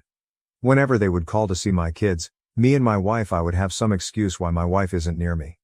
I knew she didn't tell them. Until she actually did. So my brother called me and he told me she confessed everything. He was shocked and couldn't believe it. He thought we were joking with him. Yes people, with all the evidence still no one can believe. I think people would rather believe she became president of the USA than this. That's how shocking and how big betrayal this is. My brother's wife is very close to my wife. After she heard about all of this, she cut every contact with her. My brother did the same. At first I thought she did it because of me, to show me support, even though, as I said, they are really close. But no, she did it also because she is also disgusted by her and doesn't want to see a person like her around my brother, her husband. I actually laughed at this, but I appreciated the support. So my wife lost one of the last people she could call. My brother told me they will try to come to see me soon, so I'm glad. Then my parents called me. My wife also told them everything. My father supports every decision I make and he tells me just to do the best for me and the kids. On the other hand, my mother tells me I should forgive my wife because she is human and did the mistake. She is remorseful, ready to do anything, and one mistake should not be enough to forget on 11 years of love and 3 kids she gave me. I told her immediately that it wasn't one mistake, but 4 mistakes in 1 month duration. Her answer was, "You should ask yourself why she does that. Was everything okay with you two?" I hung up immediately. I love my mom. After kids, she is by far the most important person in my life and I would do everything for her. She saved my life when I was younger and had so many problems. If she wasn't my mother, I would be in the grave or on the street, and she is my guardian angel. But I just can't believe she could say something like that. Then my father attacked her. Why is she defending cheaters? My mother apologized immediately. She just thinks about what is best for my kids, and told me whatever I decide she also supports. I didn't have enough energy to talk anymore. Wife's parents and her brother still don't talk with her and actually told me that they will call her friend to tell her that they will send the remaining stuff she has in her own country to her and that she is not allowed to enter their house anymore. If we forget all of this, the weekend was actually really good. We went with my friend's family to watch a football game. Went shopping. The kids were laughing and smiling. That's what is most important. Now, another chaos with my wife. You remember how I told you she stopped calling me? It didn't last long. I need to add a little bit of context here. My first assistant at work for the last 16 months is Sarah, 29. She is a great worker, professional, very smart and kind person. But she is also really attractive, and since she moved here and since she works with me, also single. I told my wife about her before she started to work with me. My previous assistant was a guy. She was okay with that, nothing special, until she saw how she looks and that she is single. Then she became cautious. Irony, huh? Sarah would sometimes send me messages during the night, 9 p.m., and always about work, but she would wish me good night, as my wife would say, in a weird way, and my wife would be very angry and insecure about that. Irony, huh? 2.0. Then she would sometimes come to my workplace with the kids without calling me. I didn't have any problem with that since she would do this also before when I didn't work with Sarah, but now she was doing this firstly to see how me and Sarah would react. Anyway, with time her jealousy decreased because I assured her nothing was going on. But she was concerned about her intentions, and she would say she can see Sarah is eating me with the eyes, and my wife never liked her and was really cold whenever they two would be near each other. This Monday we had a really important event in our company. Sarah and I have always been in contact since I took days off from work. I told her it's about personal reasons and she wished me all the best. I didn't want to go to that event, but eventually they told me to come. I asked Sarah if she wanted me to pick her up. I know how this sounds, but I have my reasons why I asked her.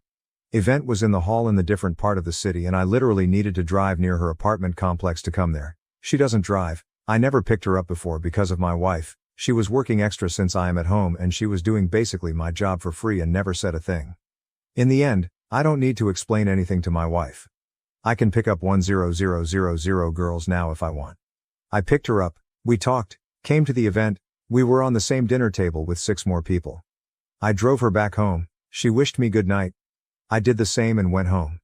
Melody was there, I wished her good night. My kids were sleeping and I went into my bedroom. And then I went to see messages on WhatsApp. I turned off all notifications from Viber, Line, WhatsApp, Telegram, because my phone is melting when my wife starts with her calls and messages. And there I saw a lot of messages from my wife and her friend. I checked messages from her friend and basically she told me my wife is going crazy and having a mental breakdown because someone told her that me and Sarah were really close and enjoying time together at that event. I asked her immediately who told her that and she told me she can't tell me. My wife was saying how I changed her for younger, irony, 3.0. Smarter and more attractive model. How my kids were going to have young stepmom who will be with me the whole day because we work together and are very likely already together. I just started to laugh and said that I don't have time for this nonsense. If there is one thing that I really don't care about now and is not on my mind, then it is having any relationship with any woman now. Even if I did something and I didn't, I don't owe her shit. I was loyal more than 11 years to her, and to be honest, I had much more situations where girls were approaching me thinking I'm single than guys approaching her, and she fucked up, not me. I went under the shower and I was just asking myself who told her this. My wife is not close to anyone from my work. She doesn't talk with anyone. The only person that knows about my situation from work is my female coworker that recommended me Melody. She is really close to me and she had horrible things to say about my wife after I told her everything, and she didn't say anything to anyone 100%. I just said to myself, someone from work that doesn't like me sent her message, probably from the burner account, and that's it. I called Sarah and told her we need to see each other tomorrow. And yesterday we went for coffee and I told her everything about my wife. She was shocked that someone could say something like that. I told her everything because of a few reasons. I expected my wife to call her and have another lunatic episode. Luckily she didn't. I wouldn't lose my job at all if this is even true between us, but I don't want someone to tell complete lies about me. Also, why would anyone lie about her? She is sleeping with her boss and that's why she has a job. And also I didn't want to hear any rumor that my infidelity is the reason for my divorce and that possibly can ruin my chances during divorce process. She told me she will tell me if she hears anything, and today when I returned to the job everything was perfect. My wife started to call me again every 5 minutes. She constantly cries, begs for a new chance. She will do everything, whatever I want. She came yesterday to see kids. My sons were at football practice, but she took our daughter.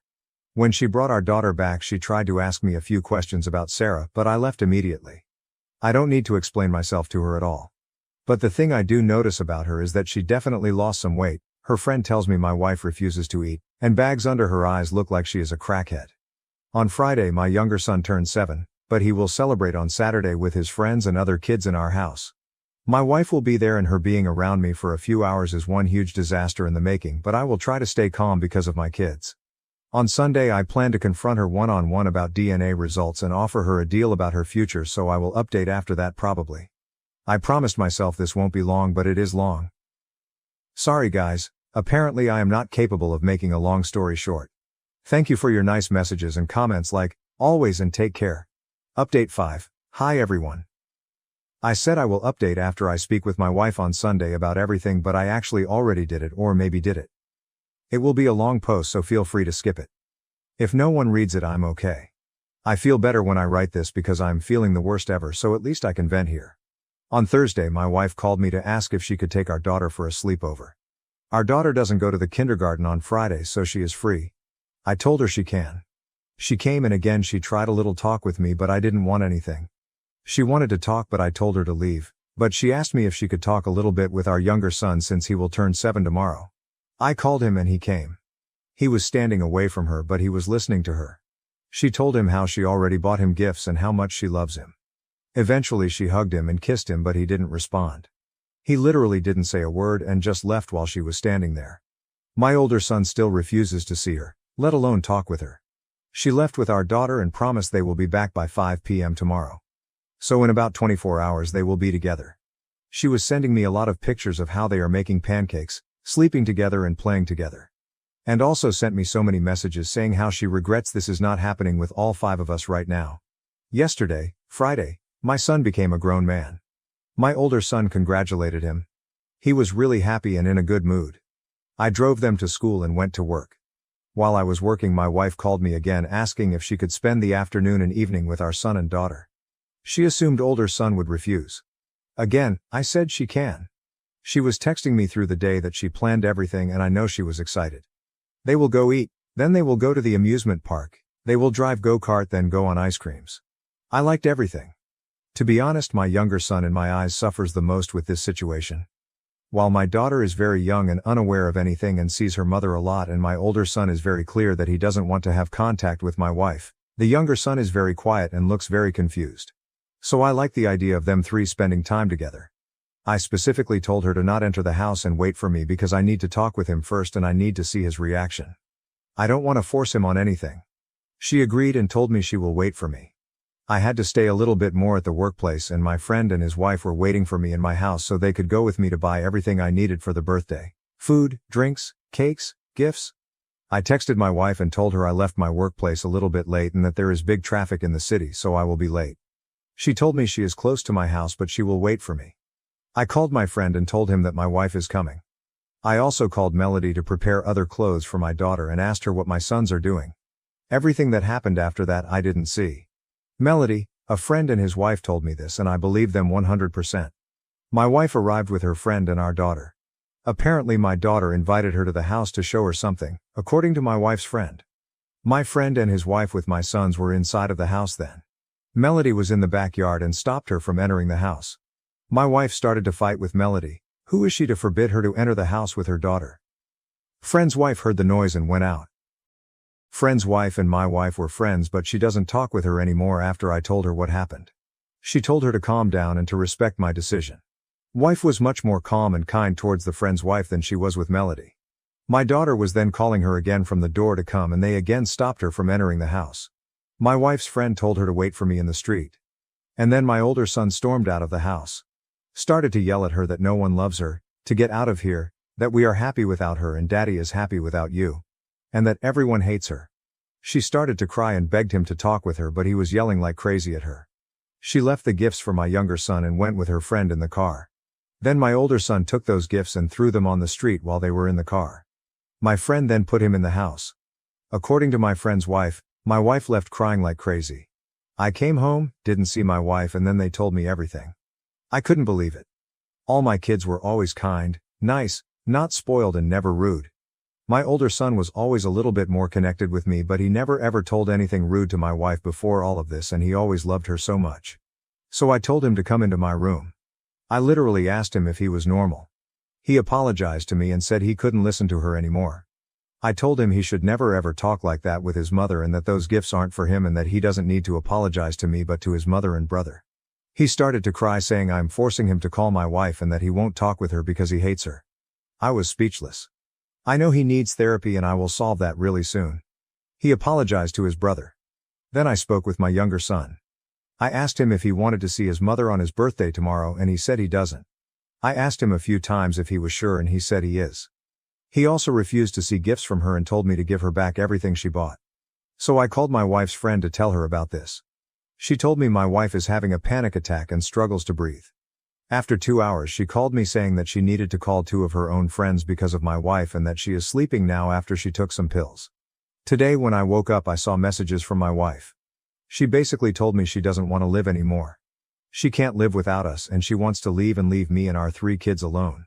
I called her and told her that I will send her pictures and videos from the birthday but to not disturb me today and that I will talk with both sons after this. She thanked me and again she was saying how sorry she is. A lot of kids came on the birthday. Also friends from my older son and my daughter. So many parents. My friends with their kids. I was just looking at all those couples, how they are smiling and enjoying themselves while I'm trying to pretend everything is okay. What my life turned into. I really wanted to vomit then. I just wanted my birthday to finish as soon as possible. When Melody left as the last one and my kids were in the living room opening the gifts I went in the garage and I called my wife. I told her to not interrupt me and to shut up. I was screaming, yelling, crying and sarcastically laughing for about 5 minutes. And I told her so many bad things. I didn't curse all the people in the world together as much as I did her. I told her the worst things. And I don't regret anything I said to her. She didn't interrupt me but I could hear her crying. When I finished with my part she just said, I am so sorry, I will do anything, and kept crying. I wanted to break my phone at that moment. Just told her to fuck off and I ended the call. Now I am sitting in the dark bedroom and I'm writing this. I am just asking myself what the fuck did I do to deserve this? Is this karma for my crazy behavior when I was younger? I guess I will never know. I was always a problematic kid. Good in school, horrible out of school. I was running from the house so I could be with my girlfriend. I was stealing money from the parents. My mom came up with the idea that I should start practicing taekwondo so I could release all my energy there. Boy, she was wrong. I started to fight every day and I ended up in the police. Then I went to college. I became friends with the wrong people. I would have exams at 9 a.m. and I would stay in the casino till 6 a.m. playing poker tournaments or blackjack, or I would just drink and go to the nightclubs with the friends and girls. Then I met my wife. She came to work in my country. Some guys had eyes on her, but she was shy and I was a complete mess, but for some reason she liked me. 3 months later she had to go back to her country, but she decided to stay with me. She gave me almost all of her savings so I can pay my debts after about 5 months of relationship. I really thought she was insane for doing that. I still do. But she did change my life and I changed myself because of her. We left about 10 months later for Asia. I will never forget the first apartment where we lived. It was the biggest shithole I have ever lived or maybe even seen. I've no idea how we lived there for 8 months. But we were saving money and we were really happy. Now, I have a house, cars, money, and I'm not happy. I don't want to sound arrogant, but girls always says I'm good-looking guy, in the great shape, I am working out 3-4 times per week, I have great job, career, and I know I can find new GF wife easily, but I seriously think I will never ever marry again. I will never trust anyone 100%.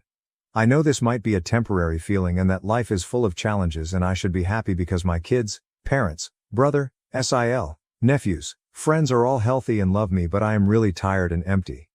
Sometimes I just want to give up, but then I remember I have 3 kids. Everyone around me expects me to be some kind of magician who is expected to do everything good for everyone around me. Everyone expects me to suffer in silence and to not say a shit what is going through my head. Do best for your kids. Take care of your wife. Maybe she will do something to herself. Do that, don't do that. Forgive her, go on MC. Don't forgive her, destroy her. Forgive her because of the kids and in some time you will love her again. Fuck her, don't forgive her, kids are better with you and without her. I am so tired, tomorrow is just a day for me and the kids. Thank you all. Update 6. Hey guys, a lot of you are messaging me. Everything is alright. Firstly, thank you for your concerns. To be honest with you, I don't know what to tell you. I guess everything is okay? Since I can't sleep, I decided to write this in this late hour. I am feeling much better than in Saturday. I haven't seen my wife since last Thursday. The last time my kids have seen her was on Friday when my son turned 7 and my older son kicked her out. She is still sending me messages and calling our daughter.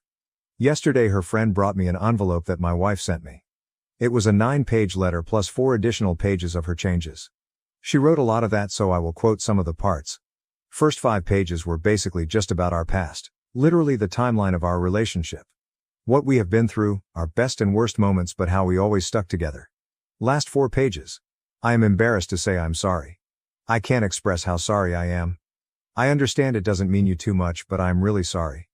I wish I could turn the time back. Seeing you and kids hurt really makes me want to die. I should be the person to help you, not to hurt you. I failed as a mother and wife. When D, older son, yelled at me, I really wished I was dead. What kind of mother does this to her kids? What kind of wife does this to her husband?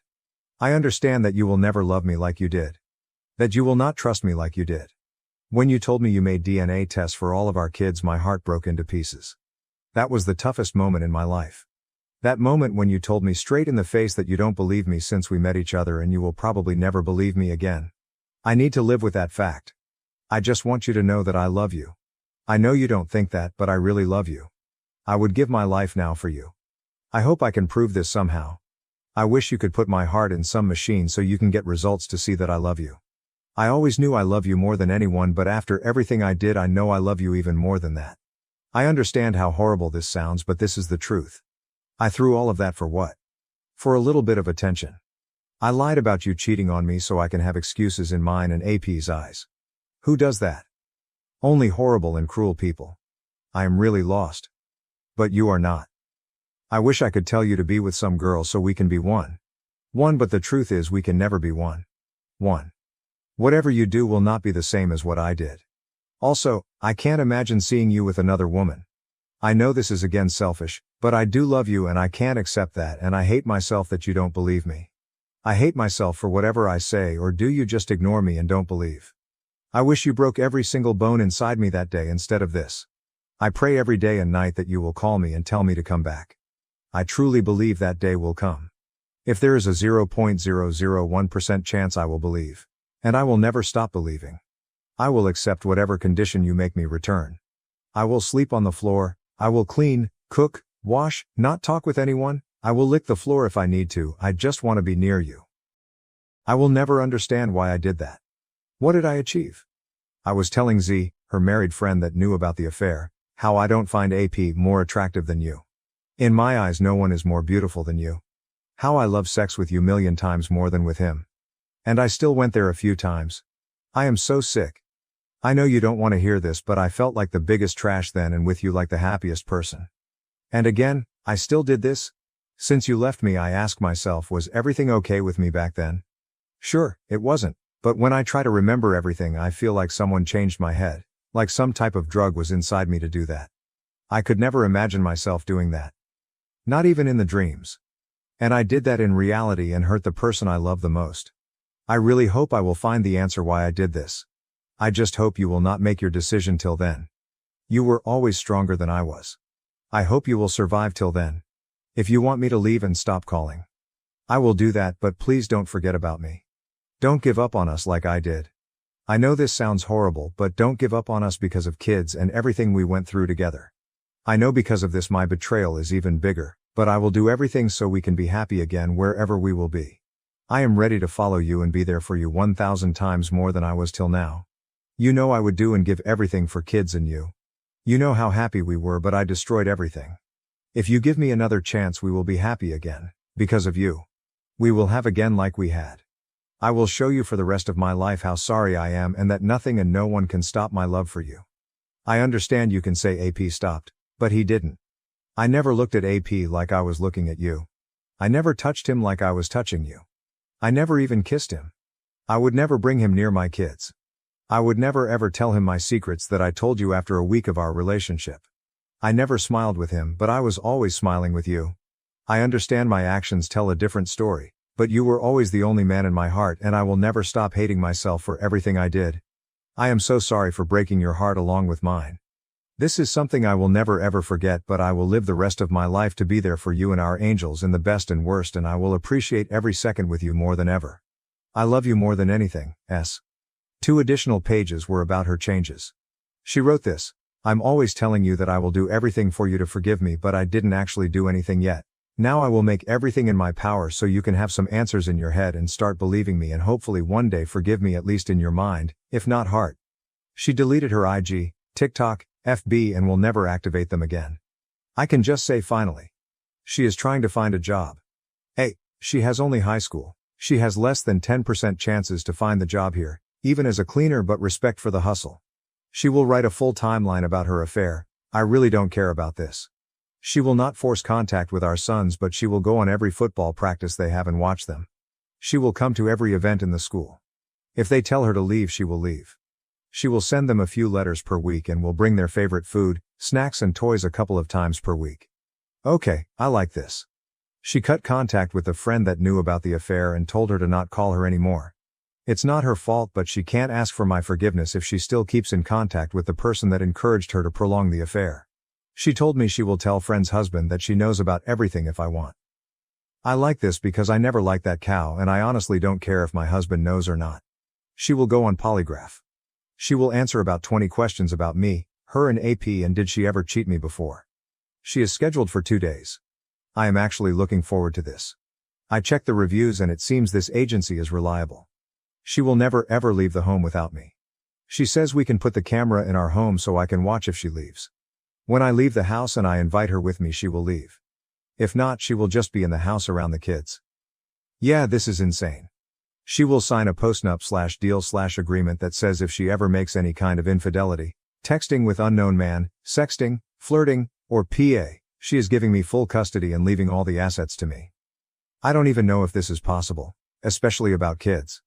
I know for assets it might be possible, but not so sure about kids. She starts going on IC this week. Whatever. She will not use phone anymore.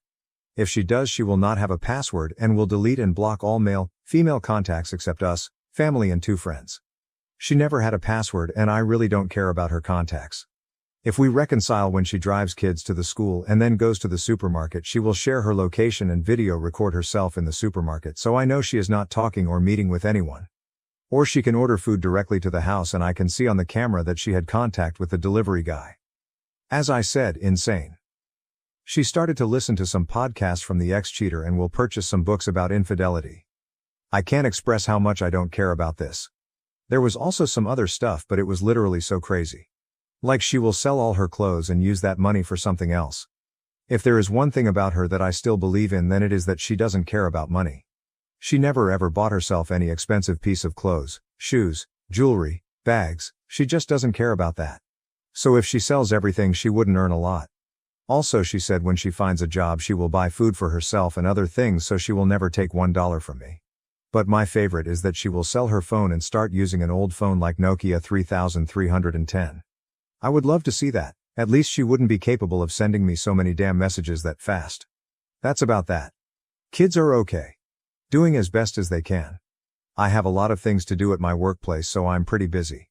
As I said, my wife still sends me messages where she wishes me good day, morning, night and asks how kids are doing. She sends me some pictures from the past or how she had dreams about some moments of us, and of course how much she regrets and loves me. Both of my sons will start visiting a psychologist tomorrow. I hope I will find some answers after that. Maybe I will update after if she sends me polygraph results. Thank you as always. Update 7. My kids started to visit a psychologist and it's not good. I talked with the psychologist days before their first session and explained everything to her. We went for the first time on Wednesday. After the session she explained to me that my older son is really hurt with everything. According to her he has hate towards my wife, his mother, but that is his defensive mechanism. On the other hand, my younger son, according to her, suffers even more. She told me she can see that he just behaves like his older brother. In his statements she can see that he doesn't have a bad opinion about my wife but follows my older son and talks and behaves like the older one does. She told me the next time she would like to talk with them one by one. So we went again yesterday. My older brother was the first, then my younger. Each talked for about 60 minutes. When my younger son was inside, me and the older boy went to eat while we were waiting for the younger son. I didn't want to ask him anything but then he told me out of nowhere something like, "Dad, I don't like this woman. She is bored and tells me to cry but I just want to go home and play with my friends." I tried to stay normal but I started to laugh. He is really mini me. Anyway, we went back to pick my younger son and then I talked with the psychologist. She told me straight away that my older son will need a lot of sessions. He is very protective of me and completely refuses to even acknowledge my wife. She is stunned that they had a perfect relationship and now that he behaves and talks like this. But she tells me he is 100% aware of what is happening and that my wife hurt me badly and that is his reason to be like this. She asked him if he has any desire to see her and he immediately said that he doesn't. Because of those answers she even asked me if I seeing some other woman and I was WTF. But then she shocked me for real when she said my younger self was in tears and finally opened himself. As we both thought, he follows my older son in his actions. Since all of this has happened my older son was telling my younger son each day how my wife is cruel and evil and they need to support me. My younger son wanted to see her on his birthday and was sad when he saw her crying when my older son yelled at her. But didn't want to call her because he didn't want to disappoint me and my older son. He confessed to a psychologist that he misses her a lot. She told me I can call my wife next or another week so she can be in session with my younger son and I said that's fine. And she told me to talk with him when we come home because he feels very sad now. We came home and we talked. He told me basically the same thing he said to her. Apparently my older son even told him a few days before his birthday to not call my wife at all. That she doesn't deserve to be around us. My younger son didn't like how my wife talked with Melody but he wanted her to be at his birthday party. So I told him immediately that I asked him a lot of times if he was sure to not invite her and every time he said he didn't want her. But again he explains he didn't want to disappoint us. I asked him what he wanted. Does he want to be with her? I told him he can be with her and I will visit him whenever I can daily. He immediately said no. He said he would like her to come back to live with us and he doesn't want to be with her without me. I told him he can tell me his true feelings and no one will be angry or disappointed and he said this is how he feels. He even started to cry so I stopped with questions and told him to calm down. Then later I talked with the older one and he is just one piece of mystery. He admitted that he was telling bad things about my wife to my younger son because she deserves it. I asked him immediately why she deserves that and he responded quickly because she hurt me. So I'm up and down with him. I don't know if he knows something I don't. I mean, he will be 9 in December. He is a very smart kid and a great student so I agree with the psychologist that he is aware of everything. I asked him if he wanted my wife to come back and he said no. My daughter is crazy about my wife so no problem about her. I'm in contact with my wife but only with kids. She is begging for a new chance as always, sends long texts a few times per day. She called me today to say that her friend, not the married one that knew about AP, talked with her and he can find her job as a translator. My wife speaks perfect English and is fluent in the local language. She also reads and writes in local language perfectly and that's very tough. So she is very excited because of this, but even more because she would work mostly from the house, and that is the most important to her because she can then prove me she is not doing anything except working. I didn't tell her anything about kids and psychologist. Also, on Wednesday when we finished with the psychologist, I drove my kids to football practice. Then I received a message from her, "You look so hot in an all-black combination." I started to look around me because other parents were near me and I didn't see her. Then I noticed her on the opposite side of the practice ground. She promised in her changes that she will watch their every practice, and if our sons ask her to leave, she will leave. They didn't tell me anything, so I don't think they even saw her. All of this is positive from her, can't lie about that. I also talked with my lawyer and asked him about that postnup deal she told me. He said it is possible in the country where we live, since according to law one of the parents needs to be foreigner to put infidelity clause in child custody and postnup. I was shocked to hear this, even though I've read some positive stories about this in recent days. But then while he was telling me this, I asked myself, why the hell do I even talk about this? I don't plan to touch my wife. I don't care if she is with 5 guys now. Me and her as a husband and wife are done. Even if she comes back to my house, it will be only because of kids. So whatever. He told me papers will be ready to serve her during the next week, but he told me to take some time and think good about everything and at the end decide what is the best for kids and myself. So that's about that. She saw our daughter today. They spent a few hours together. She told me she did an interview at the polygraph testing and will answer questions on Monday, and she already goes to IC meetings. I told her that a DGAF and she started to cry a little bit, that she doesn't know what to do and she is trying everything. I told her she knows what is the one thing she was never supposed to do and she did it, and I left. Tomorrow I plan to talk with my family, parents of my wife, friends, and then during the week with my kids and their psychologist, and then with my wife.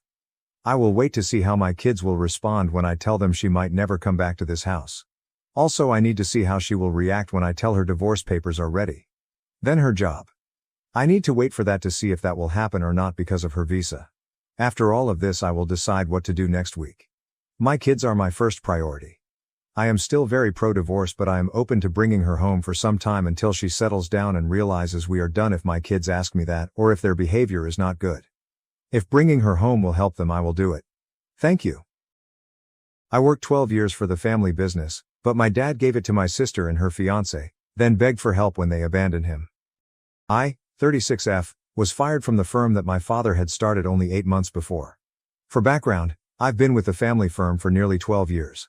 My grandfather on my father's side created a jewelry business that we own. It was passed down to my father, and I assumed it would come to me next.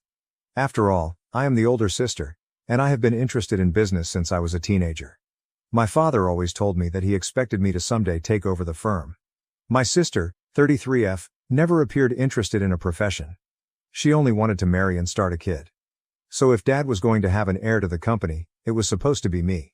This has always been taken for granted. There was no formal documentation of it, but I suppose I should have planned for anything similar. I had been my father's personal assistant for 12 years. I even abandoned my first job after only 2 years because I wanted to obtain real-world experience before joining my father. I did not want to come across as entitled. However, I left my job once my father requested me to start working for him. Despite everything I had done, I was kicked out of the firm in favor of my sister and her tremendously wealthy fiancé. My sister hadn't even been a member of the family for the previous 15 years. She made a few terrible actions, and my parents cut her off shortly after she turned 18. She had announced that she would not be attending college and instead wanted to explore and discover herself. That did not set well with my parents. They offered her an ultimatum. Either attend college or leave. Being the type of person she is, she opted to leave and live with her partner at the moment. They ended their romance after only 6 months together. Then she showed up at our door, pleading to be allowed back into the family. Before she went, she told my parents a lot of terrible things, such as how she no longer needed them and how she would be better off without a family like ours. She also said that we were not good enough for her because her boyfriend's family had a much better financial situation than us. She had insulted and humiliated us before going away. When she returned, my father informed her that the terms he had imposed previously remained in effect. If she wanted to return, she would have to go to college and earn a degree, regardless of what she selected. Otherwise, she may stay outside. My sister attempted to argue and fight her way back into the family. But my father was resolute. She chose to depart again, vowing never to return. For the next 15 years, we only saw her at family gatherings and never communicated with her otherwise. We discovered information about her life updates from other relatives because she refused to speak with us directly. My mother and I attempted to contact her several times, but because we were on good terms with my father, she refused to speak with us. To her credit, she kept her word and never returned until my father chose to make touch with her again. During that period, she sorted out her life, but not in the way we expected. She never attended college since she wasn't interested. Instead, she lived with a friend for a period, acquired a job, and began working to support the life she desired. I believe that event helped her mature significantly. She changed jobs frequently, but for the past few years, she had worked at an advertising agency. Our family maintained track of her life through other relatives. She knew about us as well, thanks to the same family. My father became very ill about a year ago and we were on the verge of losing him due to heart failure. The cardiologist informed us that his condition was serious and that he needed to make significant lifestyle adjustments. During this health scare, my father decided it was time to contact my sister and reconcile their relationship. By this point, my sister had matured significantly over the previous 15 years, and she finally accepted to rejoin the family. She came to see us alone, and we didn't chat much about her life because we were too occupied reminiscing about the past. She didn't want to make it all about herself, so she didn't reveal anything about what she'd been up to. The information we didn't obtain from her came from our relatives. We knew how she was doing professionally but not much about her personal life. Anyway, she seemed pleased to be back, and we were all focused on the reconciliation of father and daughter. It was a really emotional reunion, and I was delighted at the time, not knowing what would happen next. When she returned to see us for the second time, she brought her fiancé, which surprised everyone. She informed us they'd been dating for 3 years and were only recently engaged. None of us in the family knew about it, so we didn't find out through our regular channels. They'd kept it under wraps. The flow of information was not one-sided. Thanks to our relatives, she knew our father had some health issues, but she had no idea how serious they were. That is why she had not visited us sooner, and she felt it was inappropriate to announce her engagement at the time. Now that everything had cooled down, she decided it was time to introduce him to the family, so she invited him along. He appeared like a pleasant guy and I could tell he was wealthy. His clothes, watch and shoes were all costly. I felt glad for my sister because it appeared that she had finally found someone who fit her expectations. He was financially secure, had a clear vision for his life, and had his future planned out. After speaking with both of them, we discovered that her fiancé, like her first boyfriend, was the son of a wealthy man who operated a fast food franchise. Unlike her first relationship, this guy looked serious about her, and they were clearly in love. I was truly thrilled for her and complimented both of them. I never expected my father, or even my sister and her fiancé, to do what they did next. However, after only 3 weeks of knowing him, my father believed it was best if they take over the family business. He contacted me one morning and asked me to come home so we could chat about something. I was at work, running everything since my father's heart health had deteriorated, and I was essentially the boss at that point, even though he hadn't officially resigned. I knew retirement was imminent and I was convinced that I would be the next in line to take over as CEO. But that day altered everything. Suddenly, my sister and her fiancé were in the running to take over the business I had been running for years.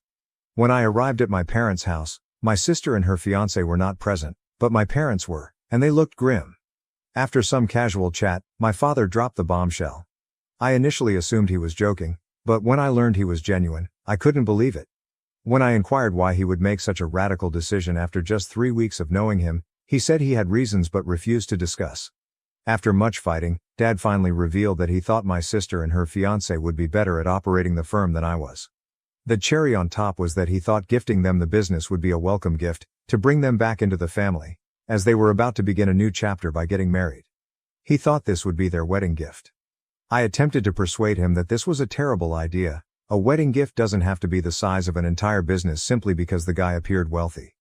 In addition, my father had always told me that when he retired, I would inherit the firm.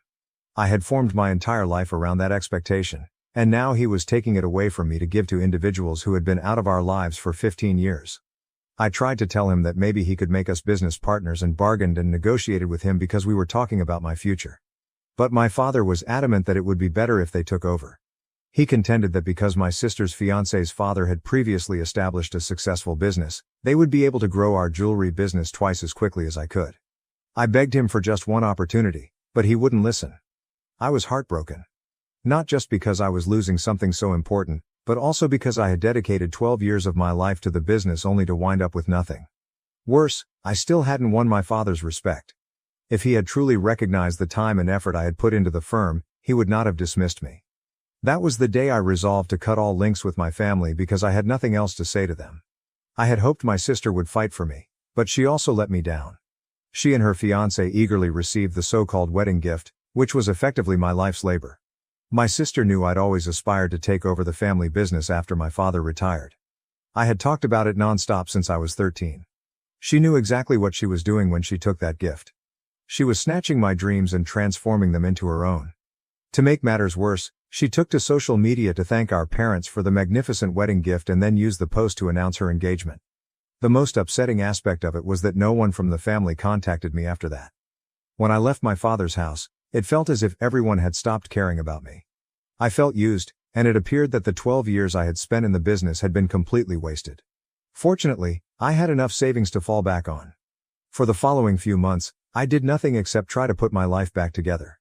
Everything had fallen apart. That happened 8 months ago. Since then, I began therapy because I could feel myself slipping into depression and knew I wanted to treat it before it worsened. Seeing my sister's social media posts made me nauseous, so I blocked her. I also informed my relatives that I was no longer in contact with my family and did not want to hear anything about them, no matter how important the news. They followed my desires and kept everything a secret from me. As a result, I had no notion that my father's health had been slowly declining over the previous few months. My sister and her fiancé seem unconcerned about it. I only found out a week ago, when my father contacted me from the hospital. He informed me that he had suffered a cardiac arrest in the middle of the night and asked me to come see him. Because I had banned his number, he called me using someone else's phone. I felt awful for a moment, but then I remembered what he had done to me 8 months before, and the remorse subsided slightly. After that phone call, I promised to come meet him immediately. I dropped everything and headed to the hospital. When I arrived, my mother and father were present, but my sister and her fiancé were nowhere to be found. I found this perplexing because I assumed they were close, especially since they ran the family business. I couldn't help but ask my parents where my sister and her fiancé were as soon as I walked into the hospital room. With great regret, my father informed me that my sister and her fiancé had both claimed to be too busy to come. I was shocked. Running the business for 12 years taught me that it was a profitable venture that almost ran itself. Unless there was a serious catastrophe, there was no reason to be at work all the time. That's how it worked when I was in control. I couldn't say how things were going under their control, but when my father said they were too busy to see him, I inquired whether they had paid him any visits since his heart attack. He admitted they had not. He had contacted them, but they had only texted back, stating they were too busy and would come after he was discharged. These details astounded me, and I could tell my father recognized he had made a huge mistake in handing over the reins of the firm to my sister and her fiancé. He explained that one of the main reasons he called was to apologize for what he had done. He stated that he felt guilty and sorry for pushing me out of the firm despite all of my hard work and effort. Now he wants to make things right by inviting me back into the family and the business. He described how heartbroken he was when my sister and her fiancé did not arrive at the hospital. He realized that they didn't care about him in the same manner that he cared for them. He also informed me that this was not the first time they had refused to show up for him. They had become increasingly estranged in recent months. After he handed over the firm, their visits grew less frequent. They used to come every other day to check on him when his health began to deteriorate, but now they claim they are too busy with work to come by. This did not set well with him. Or me, because we both know no one is busy. It wouldn't have been difficult for them to take an hour out of their day, especially given they lived just a few blocks away from my parents' house.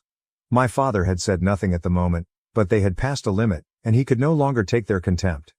He wanted to reclaim his firm and give it to the person who actually deserved it. Me.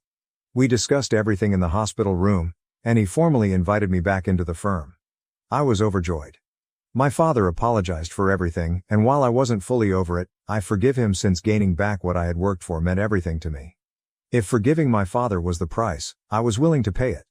The difficulty now is that my father had previously discussed this with my sister.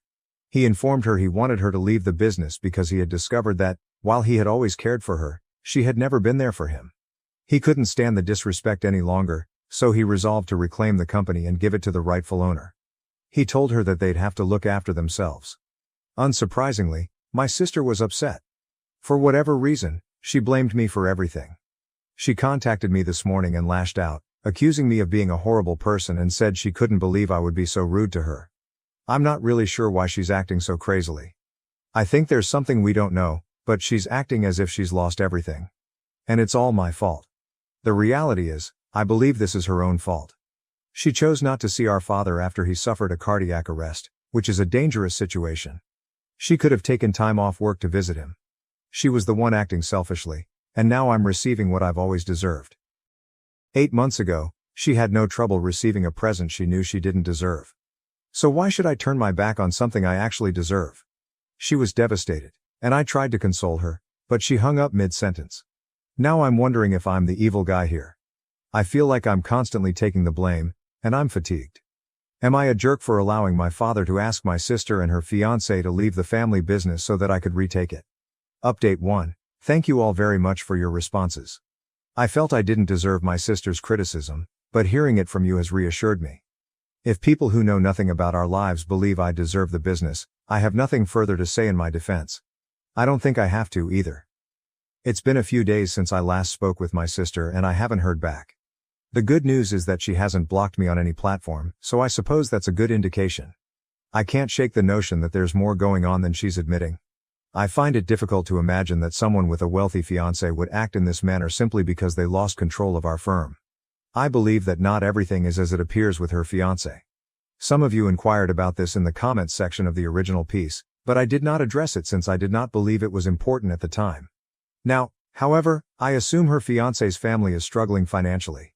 According to what I've heard, his father's company has suffered considerable losses over the last year and has been unable to recover. I believe my sister and her fiancé saw our family business as an opportunity to sneak in and take over as a backup plan.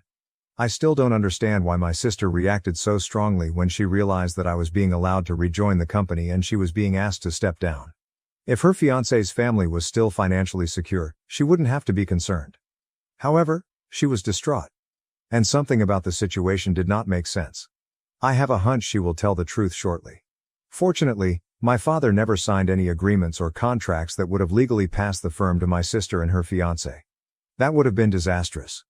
He remained CEO the entire time, with them reporting to him in the same position I had held. He had been educating them to take over, but it is now evident that this will not happen.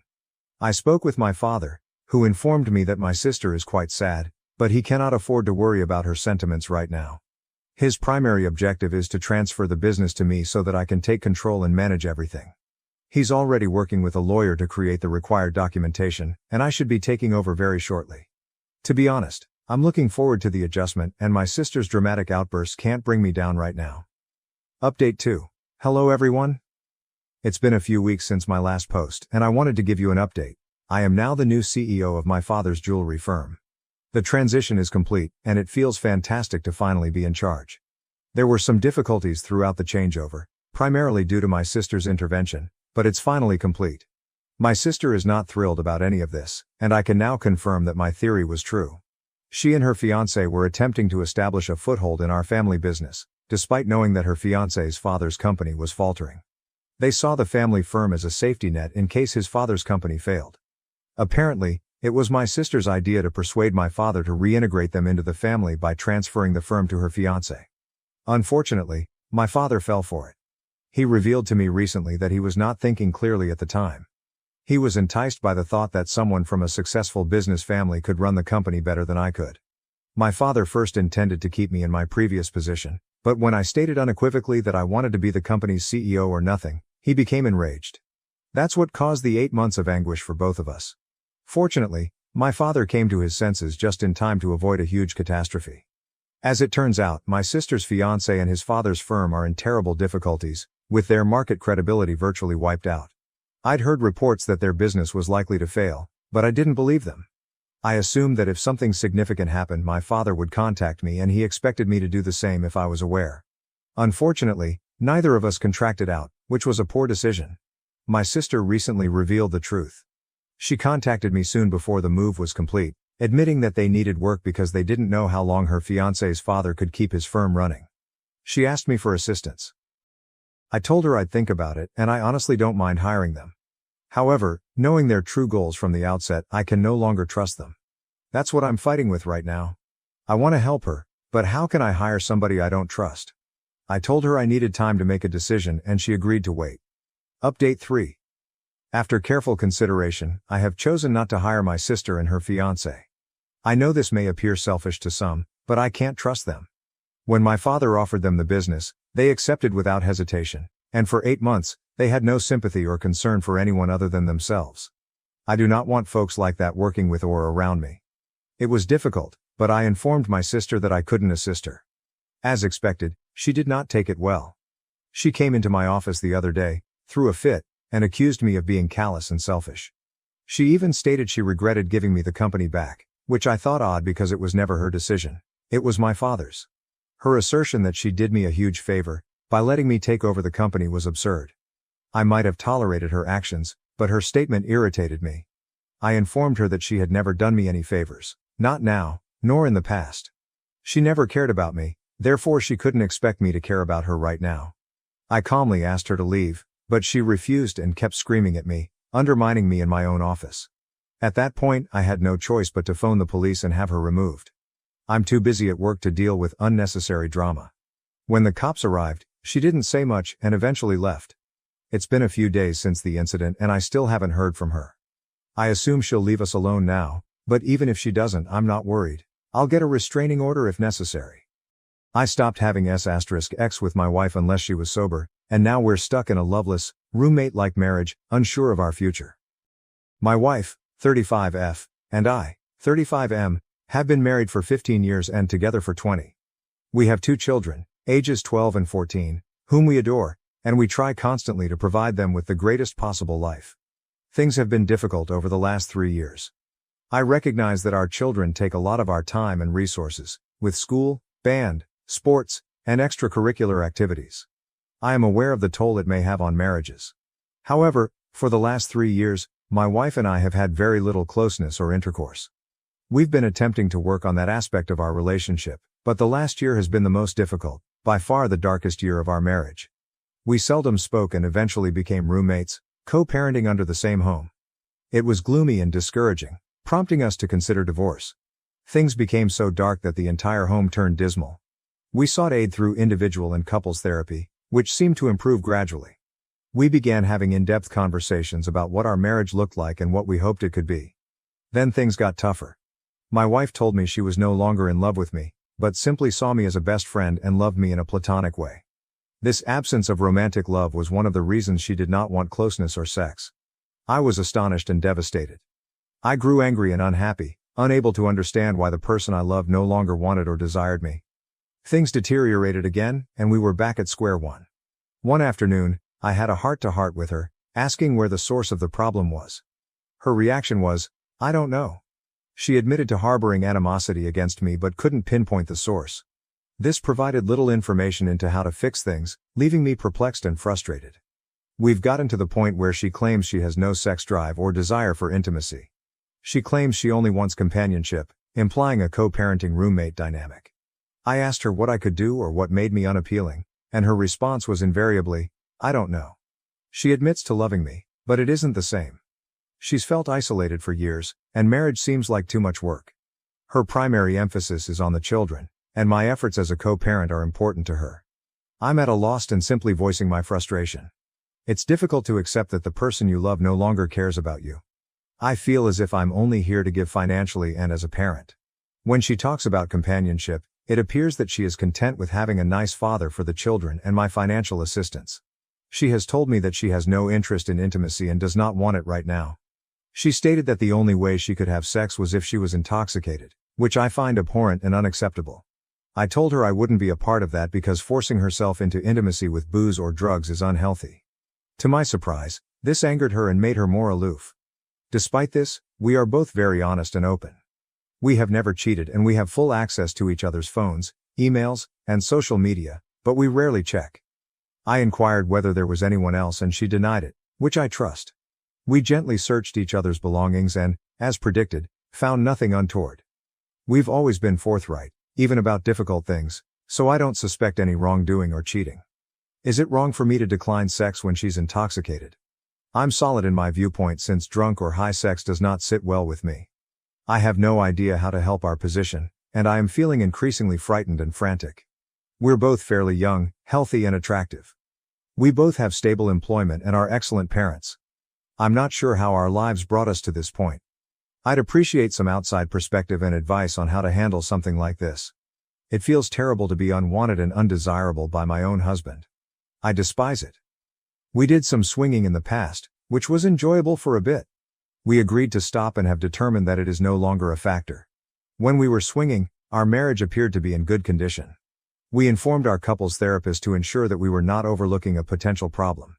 I asked my wife if our swinging experience had changed her opinion of our relationship, but she responded no. Our swinging was always done together, and it was entirely sex-based, with no emotional or polyamorous elements. I believe her because she has always been upfront and honest, even when it is uncomfortable. Swinging was her idea, not mine, and I trust her when she says it's no longer an issue.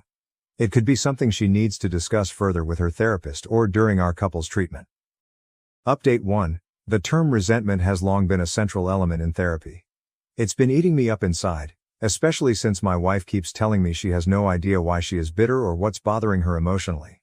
I brought this up again with our therapist, and we spoke about how we'd been together for 15 years, married since we were 14 years old. We grew up together and welcomed our first child when she was 19 and I was 20. That dramatically altered the trajectory of our life. We lived in extreme poverty and faced several difficulties, with little social life over the past decade since we were too preoccupied with raising children. Our children, now 12 and 14, took up all of our attention. The therapist asked my wife a lot of questions about her emotions and 90% of her answers were about the kids. It felt like she was reluctant to say how bad things were at times because she may feel guilty or ashamed, as if it meant she regretted having children. I brought this up during the session, and the therapist pushed her to look at things from a more personal perspective, rather than just as a mother. This was an eye-opener.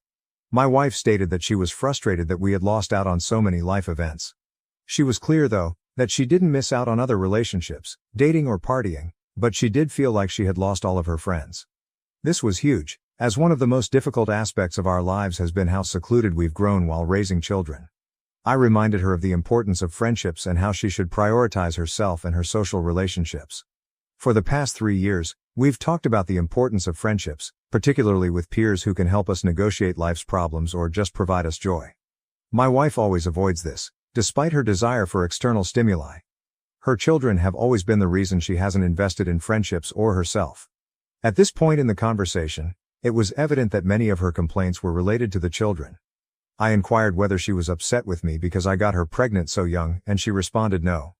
She admitted that it was illogical to blame me because it takes two to tango. I saw this as progress since it provided us with something to work on. We agreed to devote more time to nurturing friendships, both jointly and individually. Toward the end of the session, we addressed next moves. It was still unknown what would happen. I was forthright in asking my wife what her plans were.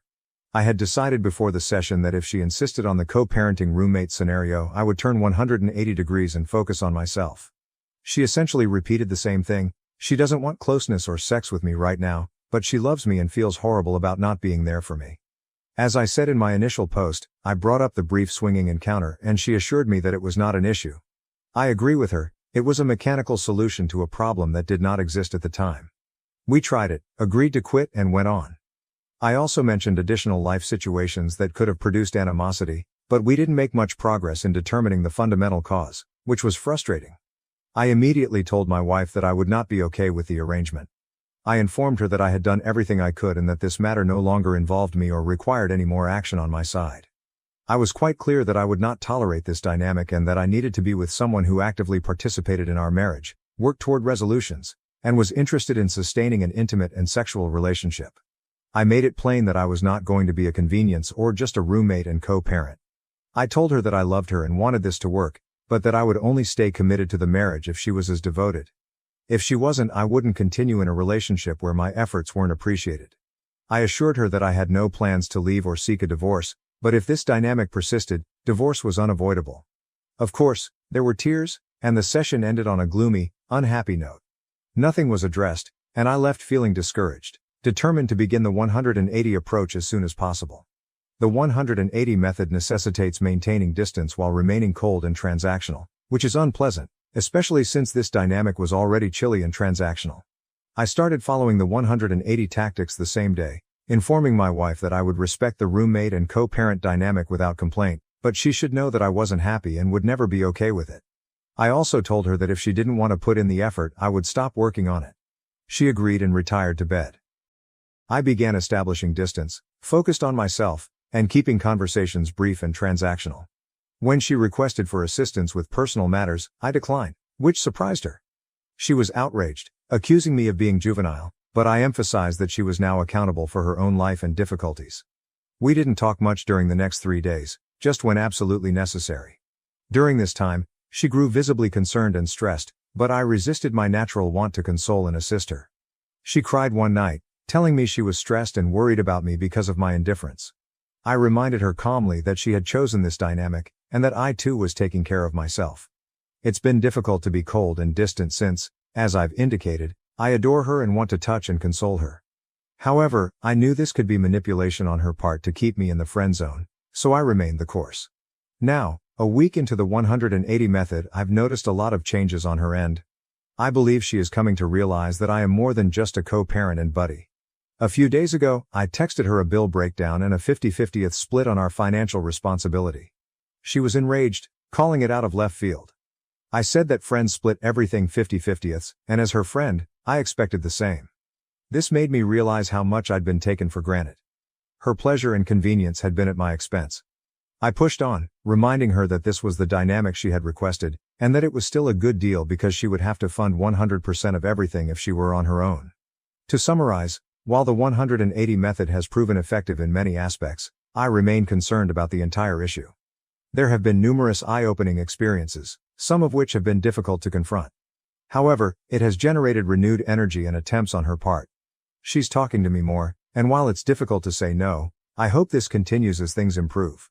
I've also seen that she's making more time for herself outside of motherhood, which is significant given that she neglected herself for many years.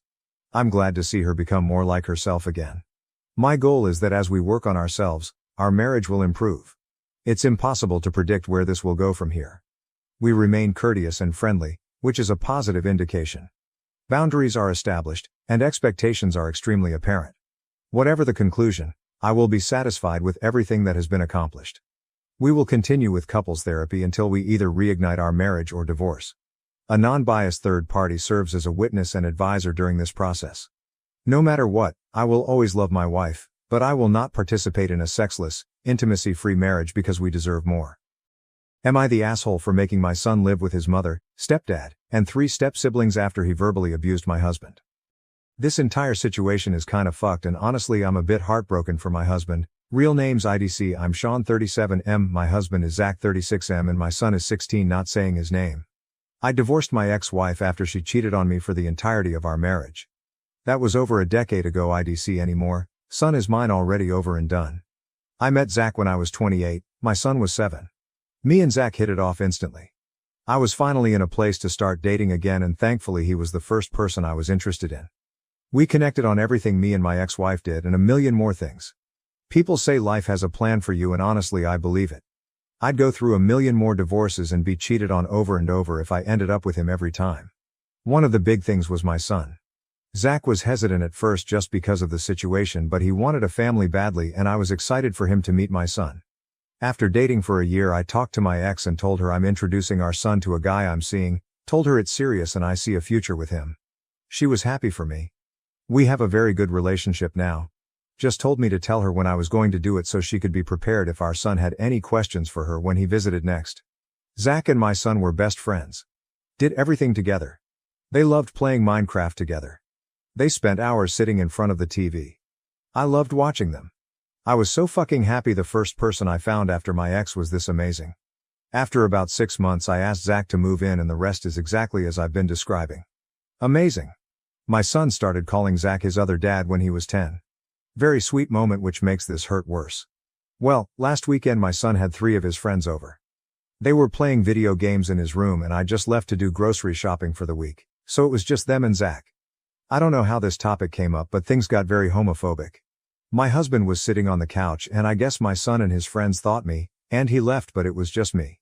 My son's room is connected to the living room, so if you're sitting in the living room it's not super hard to hear what's going on in his room if he's being loud enough. 4 teenage boys playing video games. One of them said how it feels having a F slur, IDK if I can say it or not on here, as a father. My son laughed and said it was kinda shitty. They said my husband probably touched him when he was little and my son replied, he can try it now, he'll get his ass beat. So not even being a dick to Zach but now also threatening him over something we all know he would never do. They kept saying shit like, which one do you think takes it in the ass? Probably the F slur, at least your real dad still likes women, just a bunch of hateful shit. My husband sat there listening to it all silently crying. Also Zach has spent a good 4 hours a day at the gym for the last 3 years, so IDK who's getting their ass beat, but it ain't him. I got home about 2 hours later to my husband sitting in his car with a bag packed waiting for me so he could leave but didn't want to leave my son alone. I asked what's going on, why are you leaving, and he told me everything. I tried to understand as best I could. I insisted he wasn't serious. He's just being a stupid kid acting tough with his friends, but it didn't matter. The damage was done. Zach left and I went inside and went off on my son. His friends left and I spent a good 3 hours going back and forth with my son. At first he was very unapologetic and kind of agreed with his friends. I asked if he actually thought my husband sexually abused him when he was younger and he said no, but kids block those kinds of memories out, so really who knows. I told him to pack his shit, he's living with his mother. Info: his mom lives 3 hours away, which means new school, new friends if at all, less private space as he'd have to share a room with his stepbrother, etc. Just everything that you'd expect going from a single kid in a house to one of 4. My son instantly changed his attitude. He was crying, begging me not to send him away. He didn't mean it, he was just lying to seem cool to his friends. I asked why he doubled down when they left and he didn't have an answer. I told him to pack his shit, he's leaving in the morning. Called my ex, told her the situation and she agrees he needs something drastic. What he did wasn't okay at all. Fast forward to now and my husband is back, but he cries every night. Honestly, it feels like he's mourning, which I don't want, because when you mourn you don't get over someone, you get as close to indifferent as possible to keep living your life without them. I don't want that. I want my husband and my son to have that strong bond I know they have and don't want them to throw it away over this. I don't agree with what my son did, but those accusations at minimum can ruin someone's life and at most end it. I'm disgusted with my son. He calls me every day and tells me he misses me and Zach and wants to come home. I stay strong on the phone, but after I break down and my husband tries to console me. Tell me my son can come back and he will leave, but no, I'm not doing that. I just don't know what to do. I miss my son. I miss coming home and seeing them spending time together. I've thought about therapy for him, but he said no. You can't force therapy on someone. They'll just sit there for an hour and piss away $400. I need advice. Relevant comments. The Book of Torment. I'd be contacting the parents of those 3 other idiots too. OOP. I told them what happened and why they came home so soon. Original plan was to spend the night over. They said they'd handle it and thanked me for informing them, but who knows if they actually did anything. Stoner Therapist 89, NTA. Therapist here, but obviously everyone is different, so take it with a grain of salt. Parenting is sometimes wildly difficult, and this is one of those times. You did exactly the right thing. There are so many lessons for your son to learn here. Just name a few. He needs to not only learn the consequences of his actions, but that some things truly cannot be taken back. 2. Trying to be cool by being an asshole for absolutely no reason will not end well. It will not only alienate the people who actually care about you, but the people who get off on being unkind will eventually turn on you too. 3. Most people do not get along with their step-parents, and he has been taking that for granted. Separately, if you let him back and Zach leaves, your relationship with your son will be forever altered, as well as your son's life in general. All the love Zach has for him and their connection can be repaired once he gets his head out of his ass. If Zach leaves, your son will know he ruined his father's relationship for the rest of his life. The guilt and resentment from that can cause huge problems later on in life. This can be worked on. It can be resolved. I strongly suggest making family therapy a requirement for moving back into the house with an LGBTQIA+ friendly therapist, who can get down to the root of how harmful this was and make him understand that. Individual therapy is also a great idea, but family dynamic stuff needs to take priority. Edited to correct names. Grimwall. This is great advice, but considering the man alleged he was possibly a pedophile, OP's husband clearly isn't going to risk his future on someone who is capable of being that callous. I wouldn't either. This is fixable, but it doesn't mean it will be. It's not any different if a blended family comes together, and the daughter accuses her stepdad of touching her. There was literally a post 2 months ago about this exactly. He moved out, divorced the mom, and refused to stop the divorce once she confessed her bio dad put her up to it so he could fuck with the mom. Kid thought dad would come back if it happened. Newsflash, he didn't. That said, everyone told him that his future wasn't worth risking it. Just because he didn't get a full-on accusation and a police investigation doesn't mean he should be asked to risk it. I'm saying the same here. Zach said he would move out if the son came back. I think we are likely beyond counseling, at least for a while, certainly not while he's a minor. There is hope in the future though, and this is the way. Neat Pen 6522, absolutely NTA. Your son is old enough to know what he said is wrong, and he also chose being cool to his friends over his stepdad who has shown him nothing but love and support for more than half his life. Everything we say and do has a consequence, whether good or bad, and no one should be exempt from those consequences even when it hurts. It's the pain that teaches the lesson of how powerful our words and actions are. With that said, the consequences can be taken further to ensure that your son learns this valuable lesson. I think you and Zach need to sit down and make a list of things your son needs to accomplish this year while with his mother in order for Zach to feel comfortable with your son moving back at some point. Some examples. Volunteer in some sort of LGBT program for teens where he has to directly interact with them one-on-one. Counseling, a letter of apology to Zach and a separate one to you. A sit-down, probably over Zoom, with you guys, him, his mother, and her partner if she has one, where all his parents discuss how wrong his choice was, the real-life consequences to Zach that could have happened, how he broke trust with Zach, and so on. He needs to see all of you adults band together on this so he can get it hammered home that you are united in this. Anything Zach personally requires from your son in order to move forward. The harsh truth that things may never be the same with him and Zach ever again. His words permanently impacted that. Update. This will be long. Sorry. Not going to lie, the entire OG post was basically a disaster. I expected a few replies with only one actually being helpful, and then the post died. Didn't happen that way. So much back and forth and so much hate towards me being gay. I expected some, but holy shit.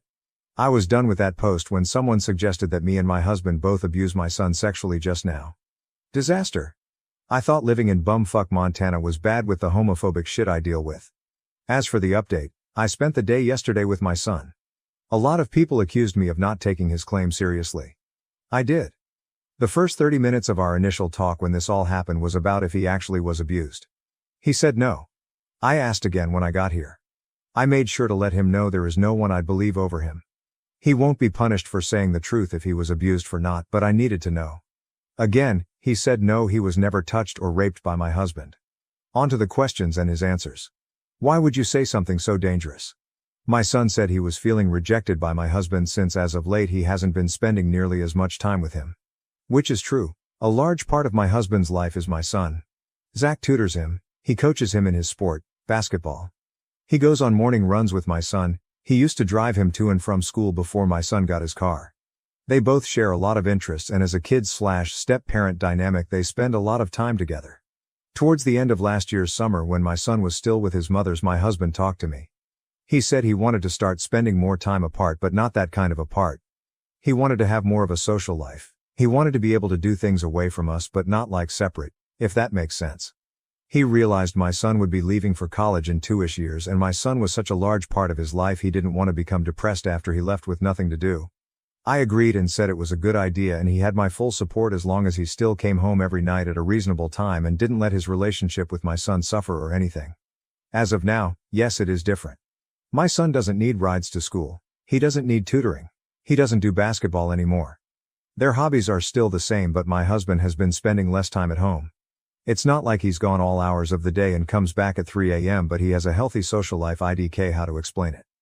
Do you realize how dangerous it is to say something like that if it isn't true? He said yes, and he didn't think anyone was listening. He was just going along with his friend's shit.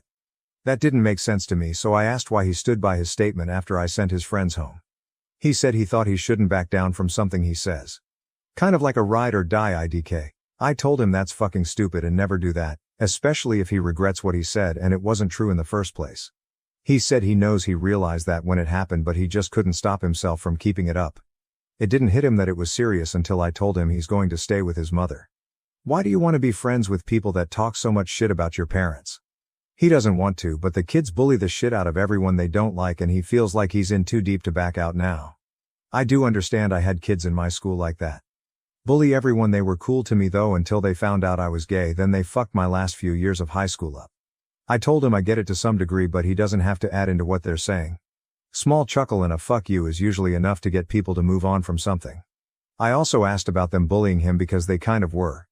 He said yeah, but they're not that bad with it. They just rip into him every so often about having gay dads, and I guess over time it made my son feel poorly towards my husband. The distance my husband was setting with my son mixed with his friends saying the shut they did just added up to that. I told him I understood. I want to make it clear, I don't support what he said. I understand the emotions behind it though. Why didn't you talk to us about how you were feeling?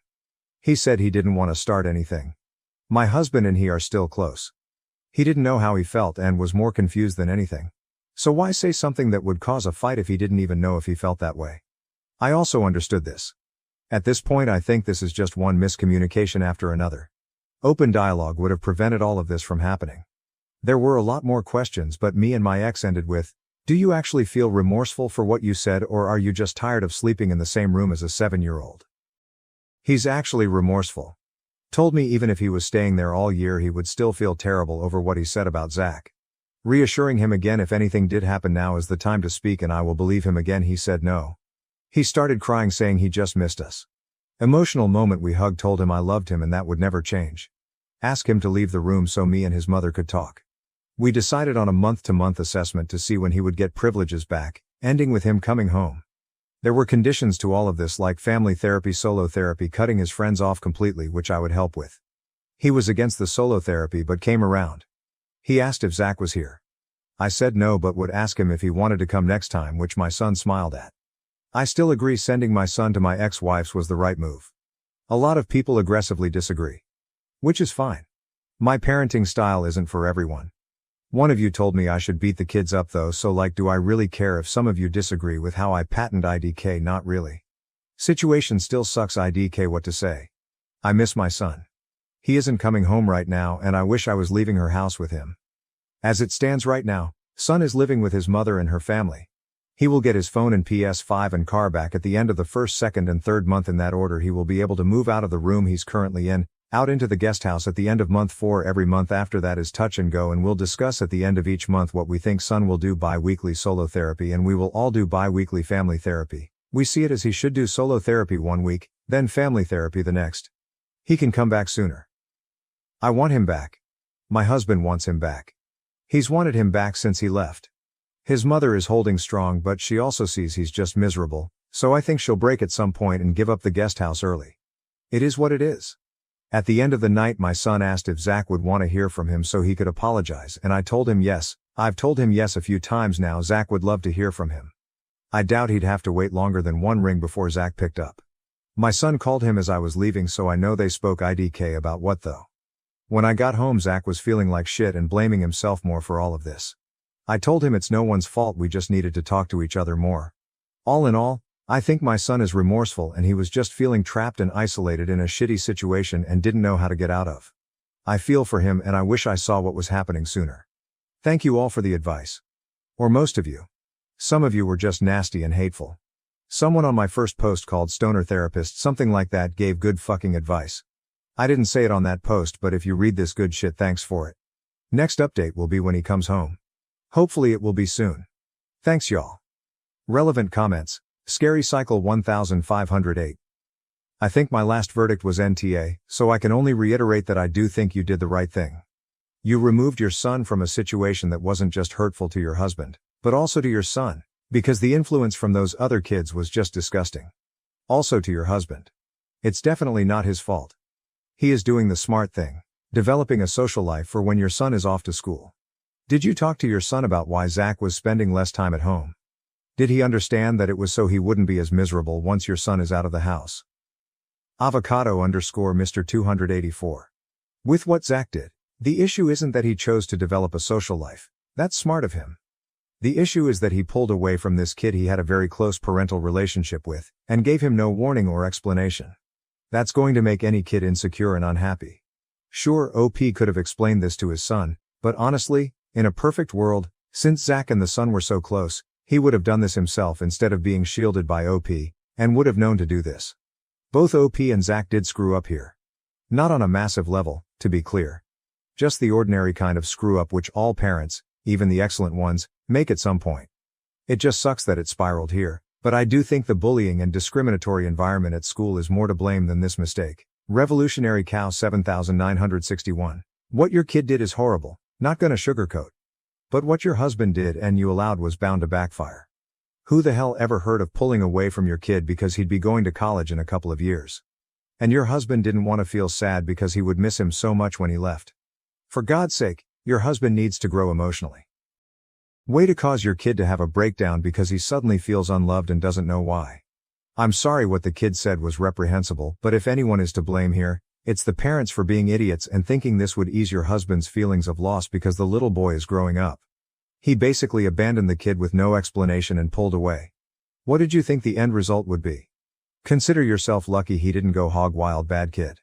I'm sorry this comes across as mean, but I just can't get over doing this to a kid.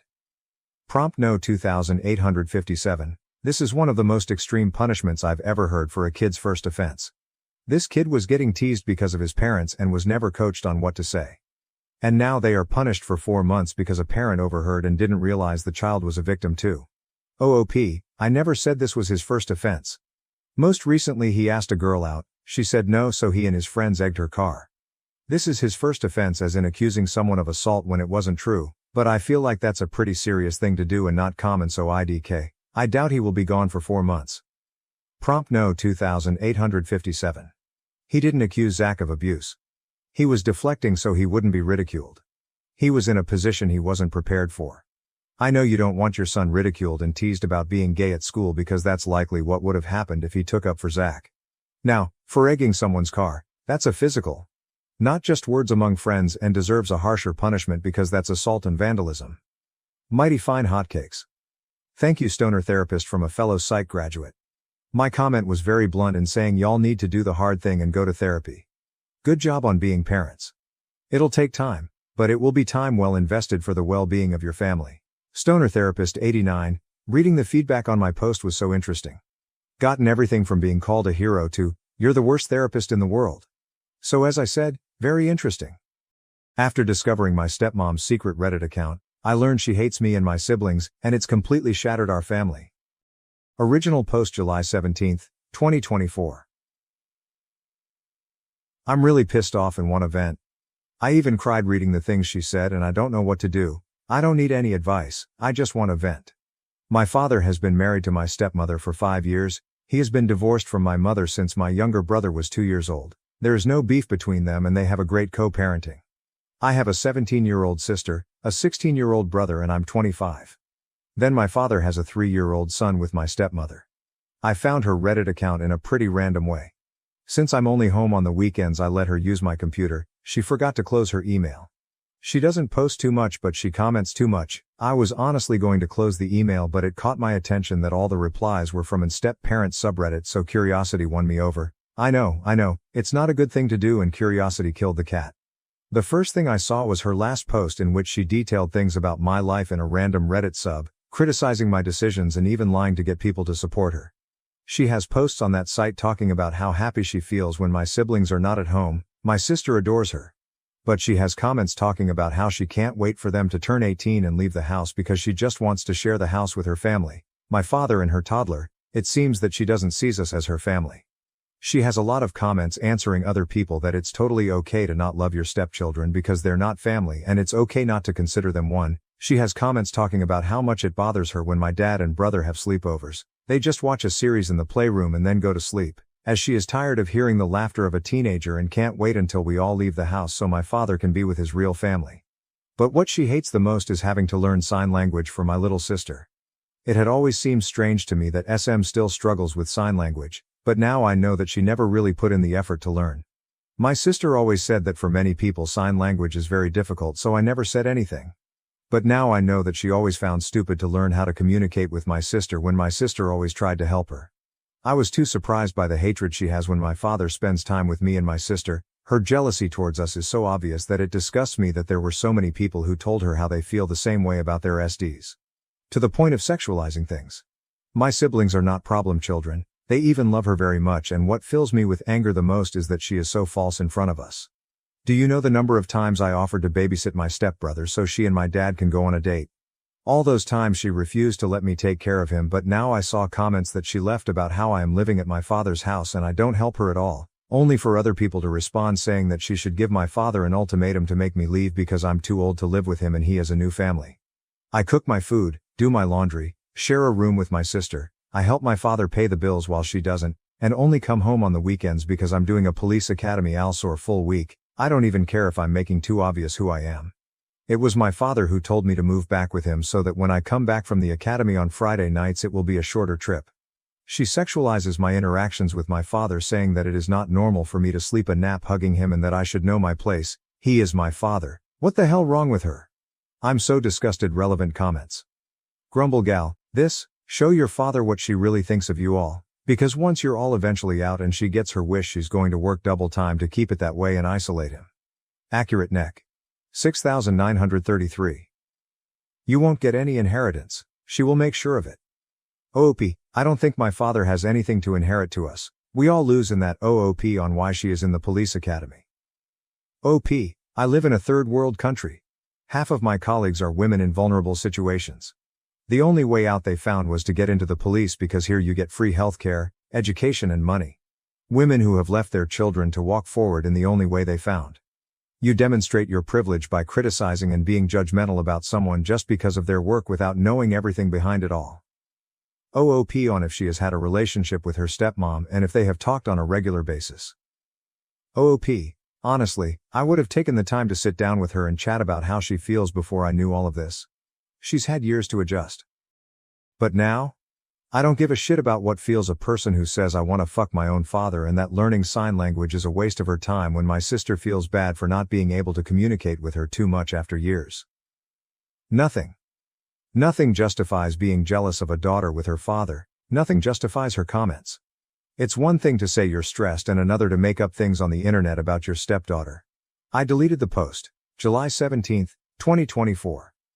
Hi, I decided to delete the post because for now I can't tell anyone what happened because I'll basically be locked up in the academy until Friday morning. In fact, I shouldn't even be using my cell phone now. Someone with too much free time shared the situation in that sub of step parents to warn my SM. I have screenshots of everything, including a video showing that it is her email and showing the comments. If she sees that post, what will she do? Delete the account? I already have the proof. But I don't want my siblings to find out before I tell them, and I know that those types of posts usually end up in those TikTok that re-upload posts without permission, so I prefer to delete the post so that it doesn't stand out even more. Although my siblings don't use Reddit or that kind of content. I'm going to post again in that sub when I talk about everything with my family, so I hope Redditors know how to keep the secret of the post for now. I know they won't, hahaha. Being a stepmom is hard. Yes, one thing is feeling that you're having a hard time, and another totally different thing is making a post saying that you hate it when your stepdaughter is around her father because you think she's going to *CK him, TF. It is not the same to say being a step-parent is stressful, than to say honestly learning SL is unnecessary. BC when the girl turns 18 I will not see her again. It is a waste of time since she can read lips. Also some people complained about me hugging my dad. I also take a nap hugging my mother or my siblings. I'm sorry for having a family that loves me and are not perverts who see a hug as something sexual. Probably next week I will be able to maybe give an update. The academy keeps me working almost all day. Comments elegant_crab_7500. Oh honey, my heart breaks for you. You do though, sound very mature and responsible. I have helped my sister raise my niece who is now 23 and is totally alienated from her dad, who left my sister for his now wife when my niece was only 10 months old. And step-family because her stepmom is much like yours but has done far worse things, but then in a narcissistic way blamed it on my sister and I. My niece acts very tough and nonchalant about it, but a good few months ago, we were watching Hope Floats, and she just burst into tears sobbing, "Why doesn't Dad love me? What did I do wrong?" There is no perfect outcome for this sadly, but I do feel that she needs to know that you know, and so do your mom and siblings. If possible, do it in a calm, factual way that protects your integrity. From my experience, do not respond and/or mirror or act like her. Always maintain your dignity and equilibrium in spite of what people here might say. Always maintain the upper hand. My sister and I did not, and sadly reacted to a lot of what my niece's stepmom did with rage.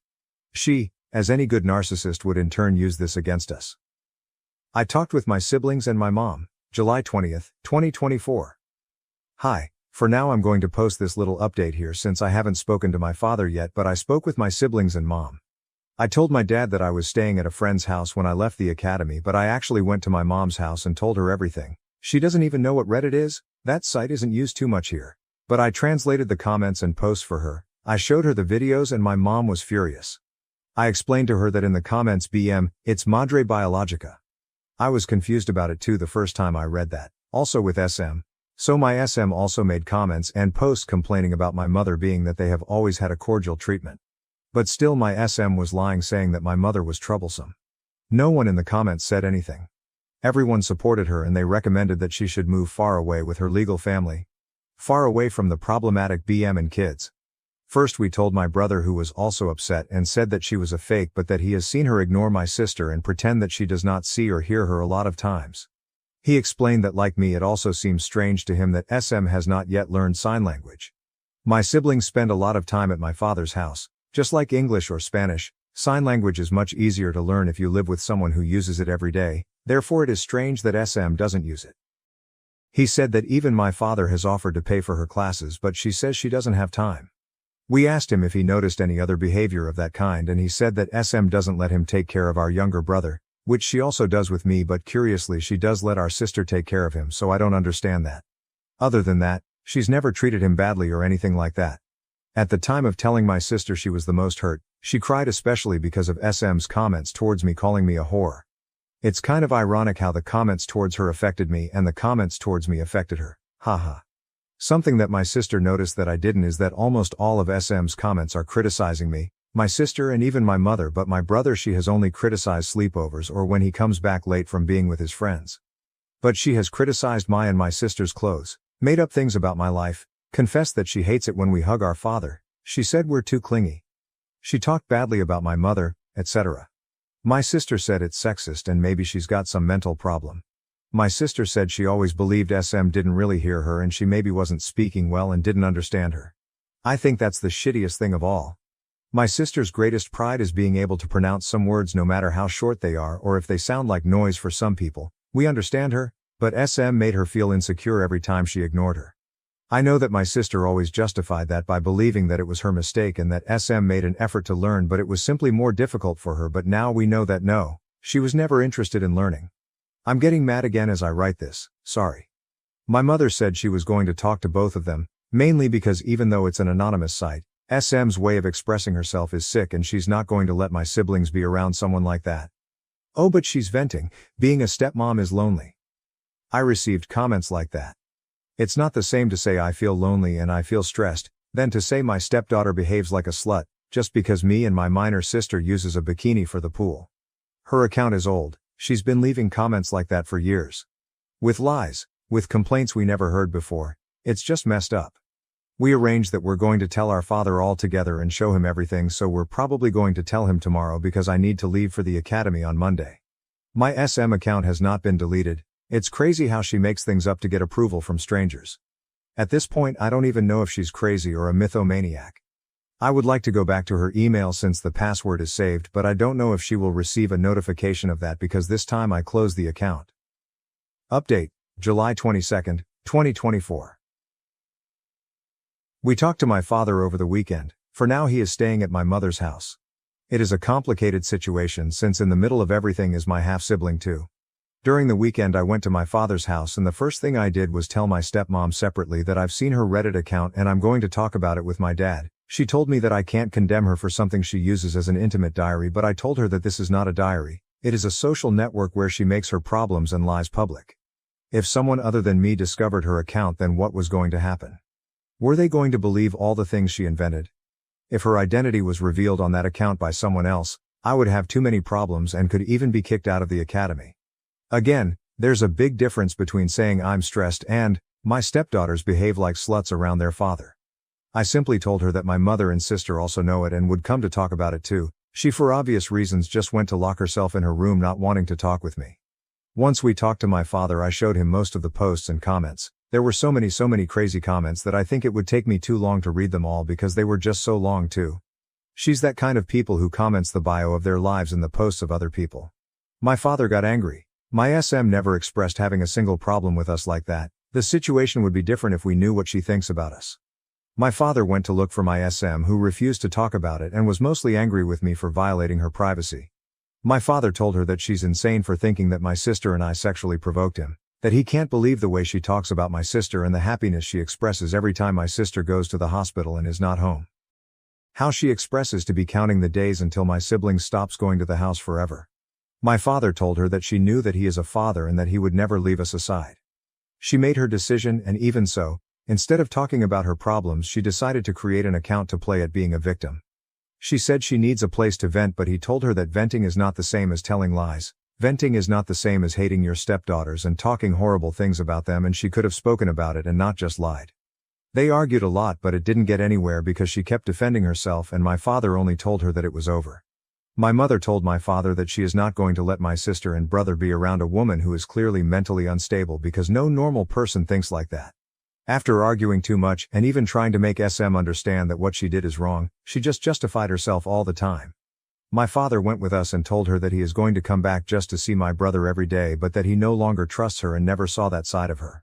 She lied for so many years. Nothing really went as I expected. I think I at least hoped that she could apologize, but I think she doesn't even think that what she did is wrong. In her mind, everything was totally justified because being a stepmother is difficult, but nothing justifies her being so cruel and poisonous. But yeah, that's what happened. I think it's hurtful to know that someone can hide that much darkness inside. I wasn't too close with her, but I liked her, to the point of sharing my clothes and things with her, so I also feel sad about it. Mostly for my dad. Me gustaría simplemente decir que ella está demente, pero creo que eso daría espacio a justificar su comportamiento. Ella simplemente es una víbora de dos cabezas. Editor's note. Translation. I would like to just say that she is insane, but I think that would give room to justify her behavior. She is simply a two-headed viper. Relevant comments. Not so religious now. Is her account still up, or did she delete everything?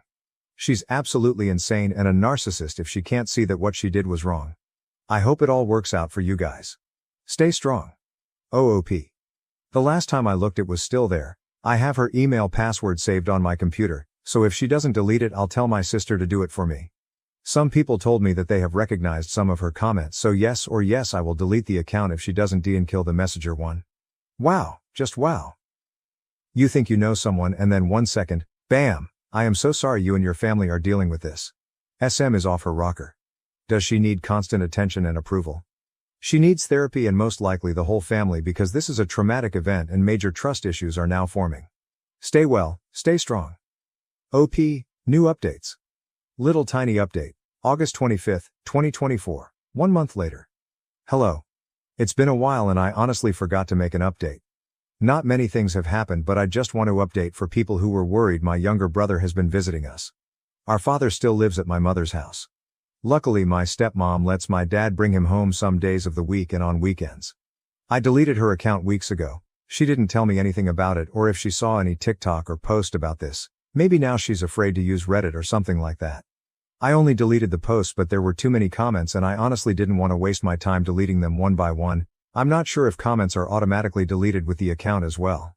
I'm not going to talk too much about her and my father's relationship, but she continues to deny that she did anything wrong and has a very misogynistic way of thinking about women, and apparently she does not intend to change her way of thinking. It's too crazy how now we know her dark side, but at the same time she's still her with my little brother and even my father. My father is separated from her for now because he doesn't have money to pay for the divorce. She said that if they come back together she will not let me enter her house after what I did, so my father decided to stop trying with her. I have no idea what legal arrangement they have on the house or what will happen when they divorce, but I guess my father is going to leave the house to her and he's going to find another place to rent in order for my younger brother to suffer as little stress as possible from a separation. For a toddler, moving is a lot of anxiety, so it's better for him to stay comfortable in his place. I wouldn't have any problem with that, and neither would my siblings. I prefer my brother to have a home and suffer as little as possible from the separation. So yes, that has happened. I'm surprised that a month has passed. I feel like it's been 7 years, but these kinds of serious processes last month, so nothing interesting or anything like that has happened. For now, I'm glad my little brother can be with us. Update 2, October 5th, 2024, 1.5 months later. Hello, it's been a while since I last posted here. I just wanted to give one last update before leaving this for a few months, since things like divorces take a lot of time and long processes, much more so when minors are involved. If my father and SM agree on everything, the divorce process can be finished in 3 months, but if not, it can last up to a year. It all depends on them. This will probably be a pretty boring update, but I want to reassure people who are worried about me and my siblings. My father has screenshots of everything, even the video of me entering her stepmom account from her email on my computer. I don't think it will do much good during divorce since internet laws are a gray area here, but it's always better for him to have that just in case. Needless to say, SM will be in maybe 3 months, if everything goes well, officially only my little brother's mother and no more my SM. Luckily she lets my little brother come to my mother's house and spend time with my father and us as always. He comes almost every day of the week. My father is going to leave the house to her so that the divorce will be the least stressful for my brother. At one point my father wanted to ask her to let me stay there on the weekends when I come back from the academy, but I told him not to do that. Honestly, I'm afraid to wake up and find her on the end of the bed looking at me like misery. I don't want to share a house with her at all. The only and last time I had a conversation with SM again, I asked her if she wasn't ashamed of anything and she totally ignored me. I think the most affected by this was my sister, who feels she has suffered discrimination from our stepmother, and I honestly believe her. My sister has told us about some situations that she let go of but now realizes were micro-discriminatory behaviors against her. Although they were not things like making fun of her in front of her face, there are microaggressions that we often decide to ignore, but they are done with malice. For example, my brother said that SM once said that my father's sons salen bien del horno. At the time he took it as a random comment. Maybe we are overthinking. But now he thinks it was something with double intention towards me and my sister, like saying that we didn't come out well. Again, things we like to ignore and think, nah, it was just a random comment. She has never apologized. She has the kind of mentality that the husband is only the wife's man and the partner comes before the children, which in my opinion is bullshit because she's only jealous of me and my sister. Imagine being jealous of your husband's daughters. SM strongly believes that she didn't do anything wrong except not to have written that in a secret diary. At least she now admits that. Maybe in 10 years she will realize everything else. My father, for obvious reasons, has gotten tired of trying to talk to her in a mature way, so they are going to divorce, and I guess she expected it because she didn't make any fuss nor anything like that. Divorces are a long and expensive process, so for now my parents, and SM too, at least she's a good mother to her own son, are focusing on not letting my younger brother feel those chaotic vibes, and my parents are taking care to not let my sister feel too bad either. They will go for joint custody since my father could not take care of my little brother 24/7 because of his work, and anyway they would not give him to him since he does not have a house or all the things that the courts ask for. I think the least affected by all this is my other brother, who is in dad, she's a bitch. Just find another girlfriend mode, but I guess that's how teenagers are. Anyway, there were people who found some of the posts or even comments which surprised me, lol. I've also been getting harassment from people from that sub, but know that I've already deleted the account. Congratulations to those who found the account. My childhood best friend's boyfriend raped me 10 years ago. I kept quiet but revealed it when they got married, so everyone blames me. I kept quiet for 10 years, but I told them the truth when they were married. Now everyone blames me for speaking up. Please bear with me as I provide a brief backstory. Growing up, I, F27, had a childhood friend named Angie, F27, who was as close as a genuine sister. We spent entire weekends at each other's homes, celebrating family occasions together. When my parents divorced, I lived with her from the age of 6 until 18. I learned to speak some Russian because she is Russian, and she learnt some Spanish. Needless to say, her older brother and younger sister felt like family to me. During our teenage years, Angie had 2 male best pals. She began seeing one of them, and the other, Nico, now 29, who was also Russian, is the person I began dating when I was 17. Growing up, I struggled with a cardiac ailment. I won't bore you with the details, but I needed to take a number of medications. Starting at the age of 16, I became healthier and no longer needed to take them on a daily basis, except when my heart rate became irregular. However, when this occurred, it became exceedingly painful. My heart would cramp and I would begin to hyperventilate. All of my pals, including Nico, were aware of this, and they also understood that combining my medications with alcohol would cause me to black out. As a result, I didn't smoke or drink much while growing up. I was concerned about my health and only drank at home or in a safe environment. Here, the legal drinking age is 16, and I rarely drank anything other than wine or beer. I had sex for the first time with Nico when I was 17. 2 weeks later, while my parents were at a retreat, he came over for a date night. I had 1 glass of wine, but then I began experiencing health problems, which led to me taking my medication and going asleep. The next morning, I felt a little sore, but I didn't give it much thought. 2 weeks later, I informed Nico that my menstruation was late. He panicked and confessed to having sex with me while I was unconscious. We'd done it before, so he didn't think much about it. He didn't have a condom, but since I was on the pill, he assumed it was fine.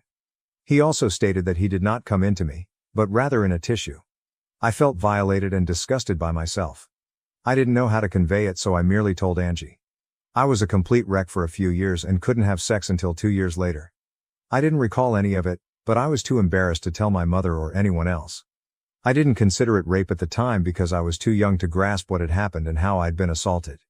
Angie assured me that everything was fine and that if I felt horrible about it, I should end our relationship. But because we were in a relationship and had sex before, I felt conflicted. I eventually broke up with him the next day. Nico and Angie were close and spent a lot of time together, so he must have cried to her about his broken heart. After a few months, I felt compelled to see him whenever I visited her. I explained that I couldn't see him, but she didn't comprehend. Eventually, the contact ended and we haven't texted or seen each other in years. I continue to follow her and her family on social media. I noticed that her brother was expecting his first child. Because I was incredibly close to her family, I replied on the Instagram post to offer my happiness. He contacted me thereafter. I had missed his wedding, but he wanted to know whether I would be interested in attending the baby shower, as we hadn't spoken in years and were formerly very close. He told me I was like his third little sister. I asked Nico if he would be attending, as Angie and he had been dating for 9 years, and he replied sure. I didn't say much, but I offered to send him a modest gift if he could give me his current address. I mentioned that I would not be attending. He kept nagging me about what occurred all those years ago and why I'm no longer in their lives. Angie told her family that I couldn't see her since she was seeing my ex, but her brother suspected more. This is when I believed I could be honest. I told him the truth about what occurred back then. While I didn't realize it at 17, I now know it was rape, and I referred to it as such. I didn't hear back from him, but Angie contacted me a few days later, furious. Nico had intended to propose at the baby shower, but Angie's brother is now opposed after learning why I stopped communicating. She informed me she loves Nico and intends to stay with him, but her brother said she is no longer a part of his life. He does not want his baby girl to be raised by a rapist's family. Since then, I've received messages from former high school acquaintances telling me that I should have ignored it and not told anyone. They claim that because I didn't speak up back then, I've lost my right to do so now, and that I'm a terrible person for causing problems. Someone's life has been damaged because of something he did as a child 10 years ago. Is it really my fault for speaking up? Comments where OP has replied. The OP responds to comments regarding her right to speak up, stating that she now realizes it was rape. But we grew up in a little town of about 5,000 people, and I'm not sure what would have happened if I had spoken up. He was 19 at the time, 2 years older, and everyone knows everything about everyone else. It would have had a significant influence back then, just as it does today. They all still reside there, and word has spread. That is why so many of our former classmates, the majority of whom still reside in the area, are contacting us. They've left me furious texts. They've known Nico their entire lives and are sticking by him. When I was 20, I moved out, and my mother departed soon after. We didn't keep in touch with most folks. It still aches my heart to receive such a violent response from people who were my entire childhood. Thank you for all of your well wishes, I sincerely appreciate it.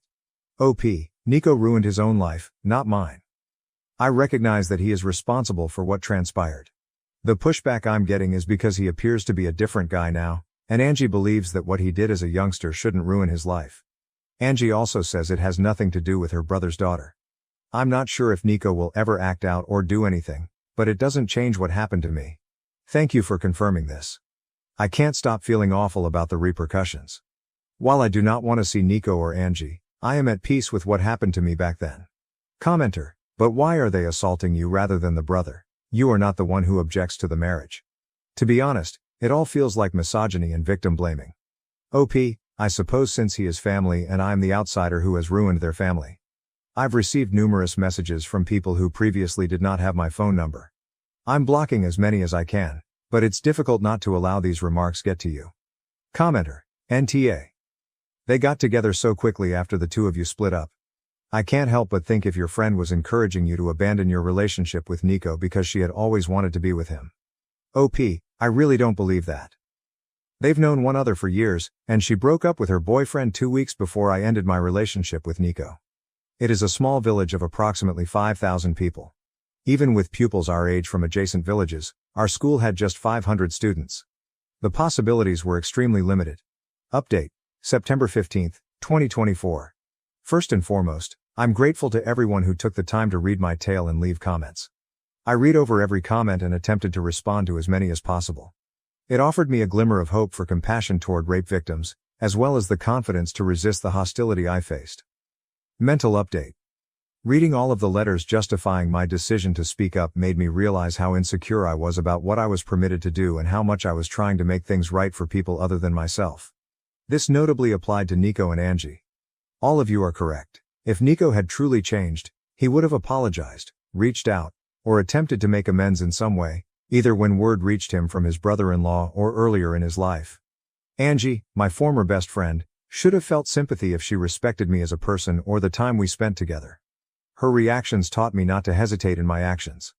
I began going to therapy at the age of 21 and felt I had moved on from the rape as much as possible, but I realized how humiliated I am almost 10 years later for an act that was completely out of my control. I was embarrassed to speak up back then, and I was frightened that the people around me might react differently. I still felt guilty about speaking up today, so I've been trying to accept what happened to me and not apologize for other people's actions, especially when they don't even respect me. Since then, I preserved all unwanted WhatsApp messages for future reference. Angie's mother contacted me the next day, crying. I shouldn't have answered the phone, but during our 10-year friendship I considered her an aunt, almost a second mother. She used to joke that as her children ran around the house, I would always take the time to drink tea and converse with her, giving her more love and attention than her actual children. While she apologized for what had happened and what I had been through as a youngster, she couldn't believe I would ruin Angie's happiness over something like that. Angie's brother's refusal to accept Nico as a member of the family, and Angie's support for Nico, has divided their family, and she is distraught. She has grown to adore Nico as if he were a family member, and she regards him as nothing more than a nice young guy who she hopes will bring her daughter happiness. It wasn't aggressive or unpleasant language, just a heartbroken mother who claimed to understand my pain while still seeing flaws in me. Angie's mother tried to persuade me to apologize or retract what I said, but I refused since I don't see any blame in myself. Despite everything that has transpired, I feel Nico has not changed and is simply hiding it better. He sees how people are sticking by him and supporting his actions, so he sees no reason to change, which I didn't want to encourage. Angie's mother never used the word rape. I tried to correct her every time she mentioned it, naming it so she could better comprehend, but she only started crying harder. It didn't make sense for us to keep chatting. Angie's mother used to communicate with my mother, and after our chat, she reached out to her. I was terrified my mother would find out because she comes from a very conservative background. We had a long conversation, and while I haven't met her in person yet, she apologized for not being there for me and not making me feel like I could communicate to her. I attempted to calm her down as much as I could, but when she inquired if my current boyfriend knew I was used like that, I became enraged. She was afraid my partner would abandon me if he found out, meaning that what had transpired made me less valuable or appealing. I hung up after she urged me to keep it a secret from our family both abroad and in our country. She was acting just as I had feared she would, as if it were something shameful. It was especially difficult because I am working hard to overcome my feelings of shame. She has now apologized, but it is evident that her attitude toward me has altered. I'm not sure how to handle it yet, but it's something to be concerned about in the coming weeks. As some of you suggested, I wrote Angie's brother, Sven, again to apologize for the mess, but I'm glad it's out in the open. I also told him how proud I was that he was defending his family. I asked if his old email address still worked since I wanted to send him a gift card. He did not react, but I received a message from his wife 2 days ago. She thanked me for coming out and notifying them about Nico. Apparently, there were a couple times that made her uncomfortable.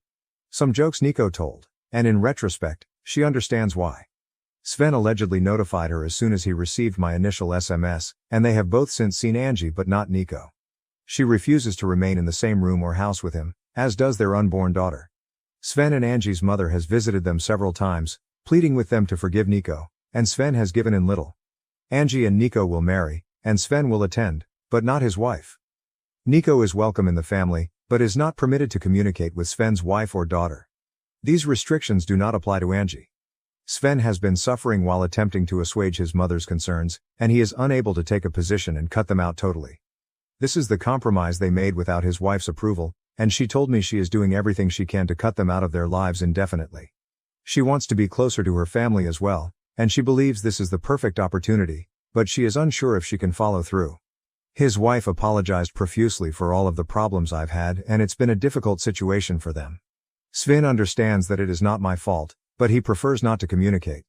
It's difficult for him to speak with or see my name because, while he knows I'm not the guilty party, I was the bearer of terrible news, and he sees me as the beginning of all this drama.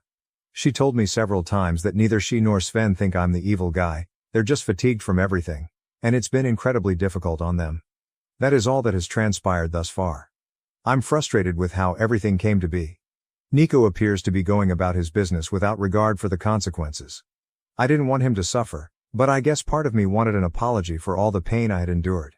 Now I have to deal with my mother's changed, ashamed opinion of me. Even though I'm relieved that it's all over, it's difficult for me to stick to my decisions. Throughout this journey, my spouse and best friend have both provided a shoulder to cry on. My best friend has been outraged for me, and I'm delighted to have both of them by my side. Right now I'm simply emotionally spent, but I'm sure it will improve after a few weeks.